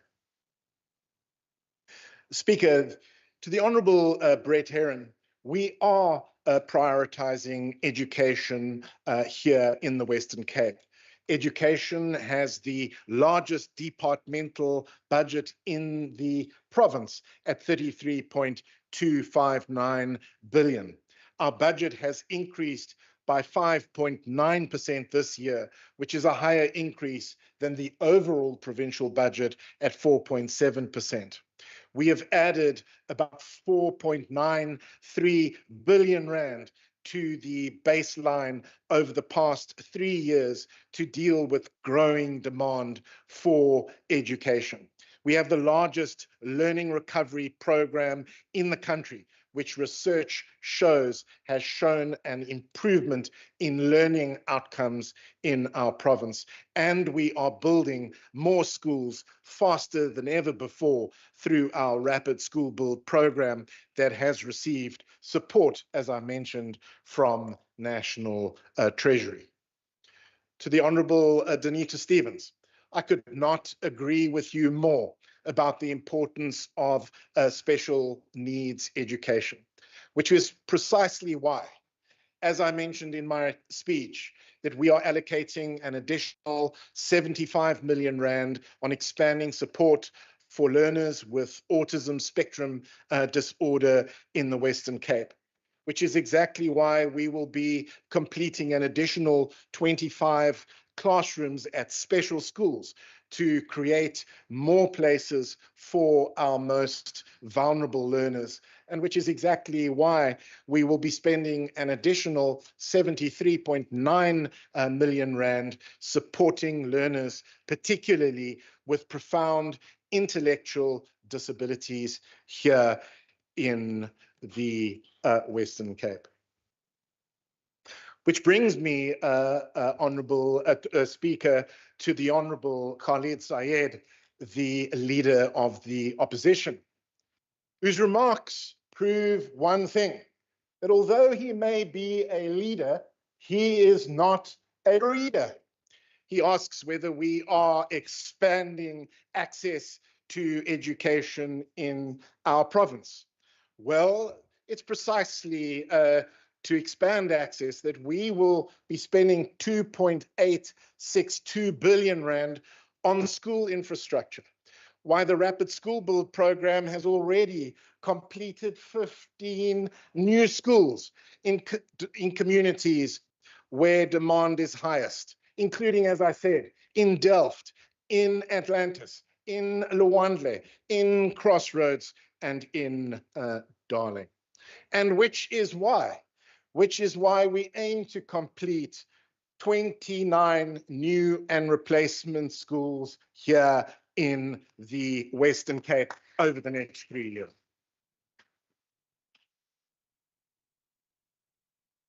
Speaker, we have, of course, been hit by the budget cuts from national government. But what I said is that we have reprioritized, and that is why we are working hard to expand the basket of posts again by up to 477 posts. Of course, these budget pressures are shared pressures in every province in our country. But we have done things differently. We have put learners first. We have not cut nutrition. We have not cut transport. We have not cut transfers to schools. We have not cut subsidies to independent schools. And most importantly, we have not cut spending on special needs, which appears to be exactly what other provinces have done across South Africa. Now, Speaker, the Honourable Leader of the Opposition implies that we are not responding to the needs of the learners in our poorest communities. But what the Leader of the Opposition does not recognize is that this year we will spend 622 million rand providing school meals to over 537,000 learners in our schools. While the National School Nutrition Program does receive, of course, a national conditional grant, this grant does not cover the costs of food inflation. So we use funding from our own provincial equitable share to top up the grant this year by 71 million rand. Without our additional investment, our children would not be receiving a sufficient standards of meals. What the Leader of the Opposition fails to recognize is that this year we will spend 674 million rand transporting learners to and from schools in the Western Cape. Every school day, nearly 69,000 learners benefit from our learner transport scheme, which is overwhelmingly allocated to rural areas where the distances from farms to schools is vast and there's no form of public or commercial transport available. What the Leader of the Opposition fails to recognize is that this year we will spend 89.3 million rand on fee exemptions for learners whose parents are not able to pay school fees in the Western Cape. Many parents, as we all know, have faced a loss of income in this tough economic climate, and we offer them the opportunity to have their children's school fees paid in part or in full. And most importantly, Speaker, what the Leader of the Opposition does not recognize is that this year we will spend 296.9 million rand on additional no-fee schools in the Western Cape. These are quintile 4 and 5 schools that would ordinarily be fee charging, but in fact serve learners from poor communities. So we have provided additional funding from our own resources for these schools to operate on a no-fee basis. Despite the extreme budget challenges facing our departments, we will continue to prioritize this funding to learners who need it most in the Western Cape. Speaker, in closing, our department, of course, is under enormous pressure. But we know from experience that there is hope and that we can achieve excellent learning outcomes in the toughest of circumstances. I think of an example of a school that is demonstrating excellence in the face of extreme adversity. They had 121 candidates for the 2024 matric exam. Every learner wrote maths. Every learner wrote physical science. They achieved an overall matric pass rate of 98.3% and a bachelor's pass rate of 74.4%. They achieved a maths pass rate of 98.3% and a physical science pass rate of 80.2%. They achieved 136 distinctions, including 19 distinctions for maths. More distinctions for maths than Milnerton High School, than Protea Heights Academy, than Claremont High School, and even Pinelands High School. And that school speaker, is COSAT, a no-fee school in the middle of Khayelitsha. It can be done, and we will do everything to ensure that this is the reality for every learner in the Western Cape. I thank you. Thank you very much, Honourable Minister and Honourable Members. That concludes the debate on this vote. Honourable Members, before I suspend, I wish to inform you that the House will now be suspended for 45 minutes. We will resume with the fourth order of the day at 2:30 p.m. The House is suspended.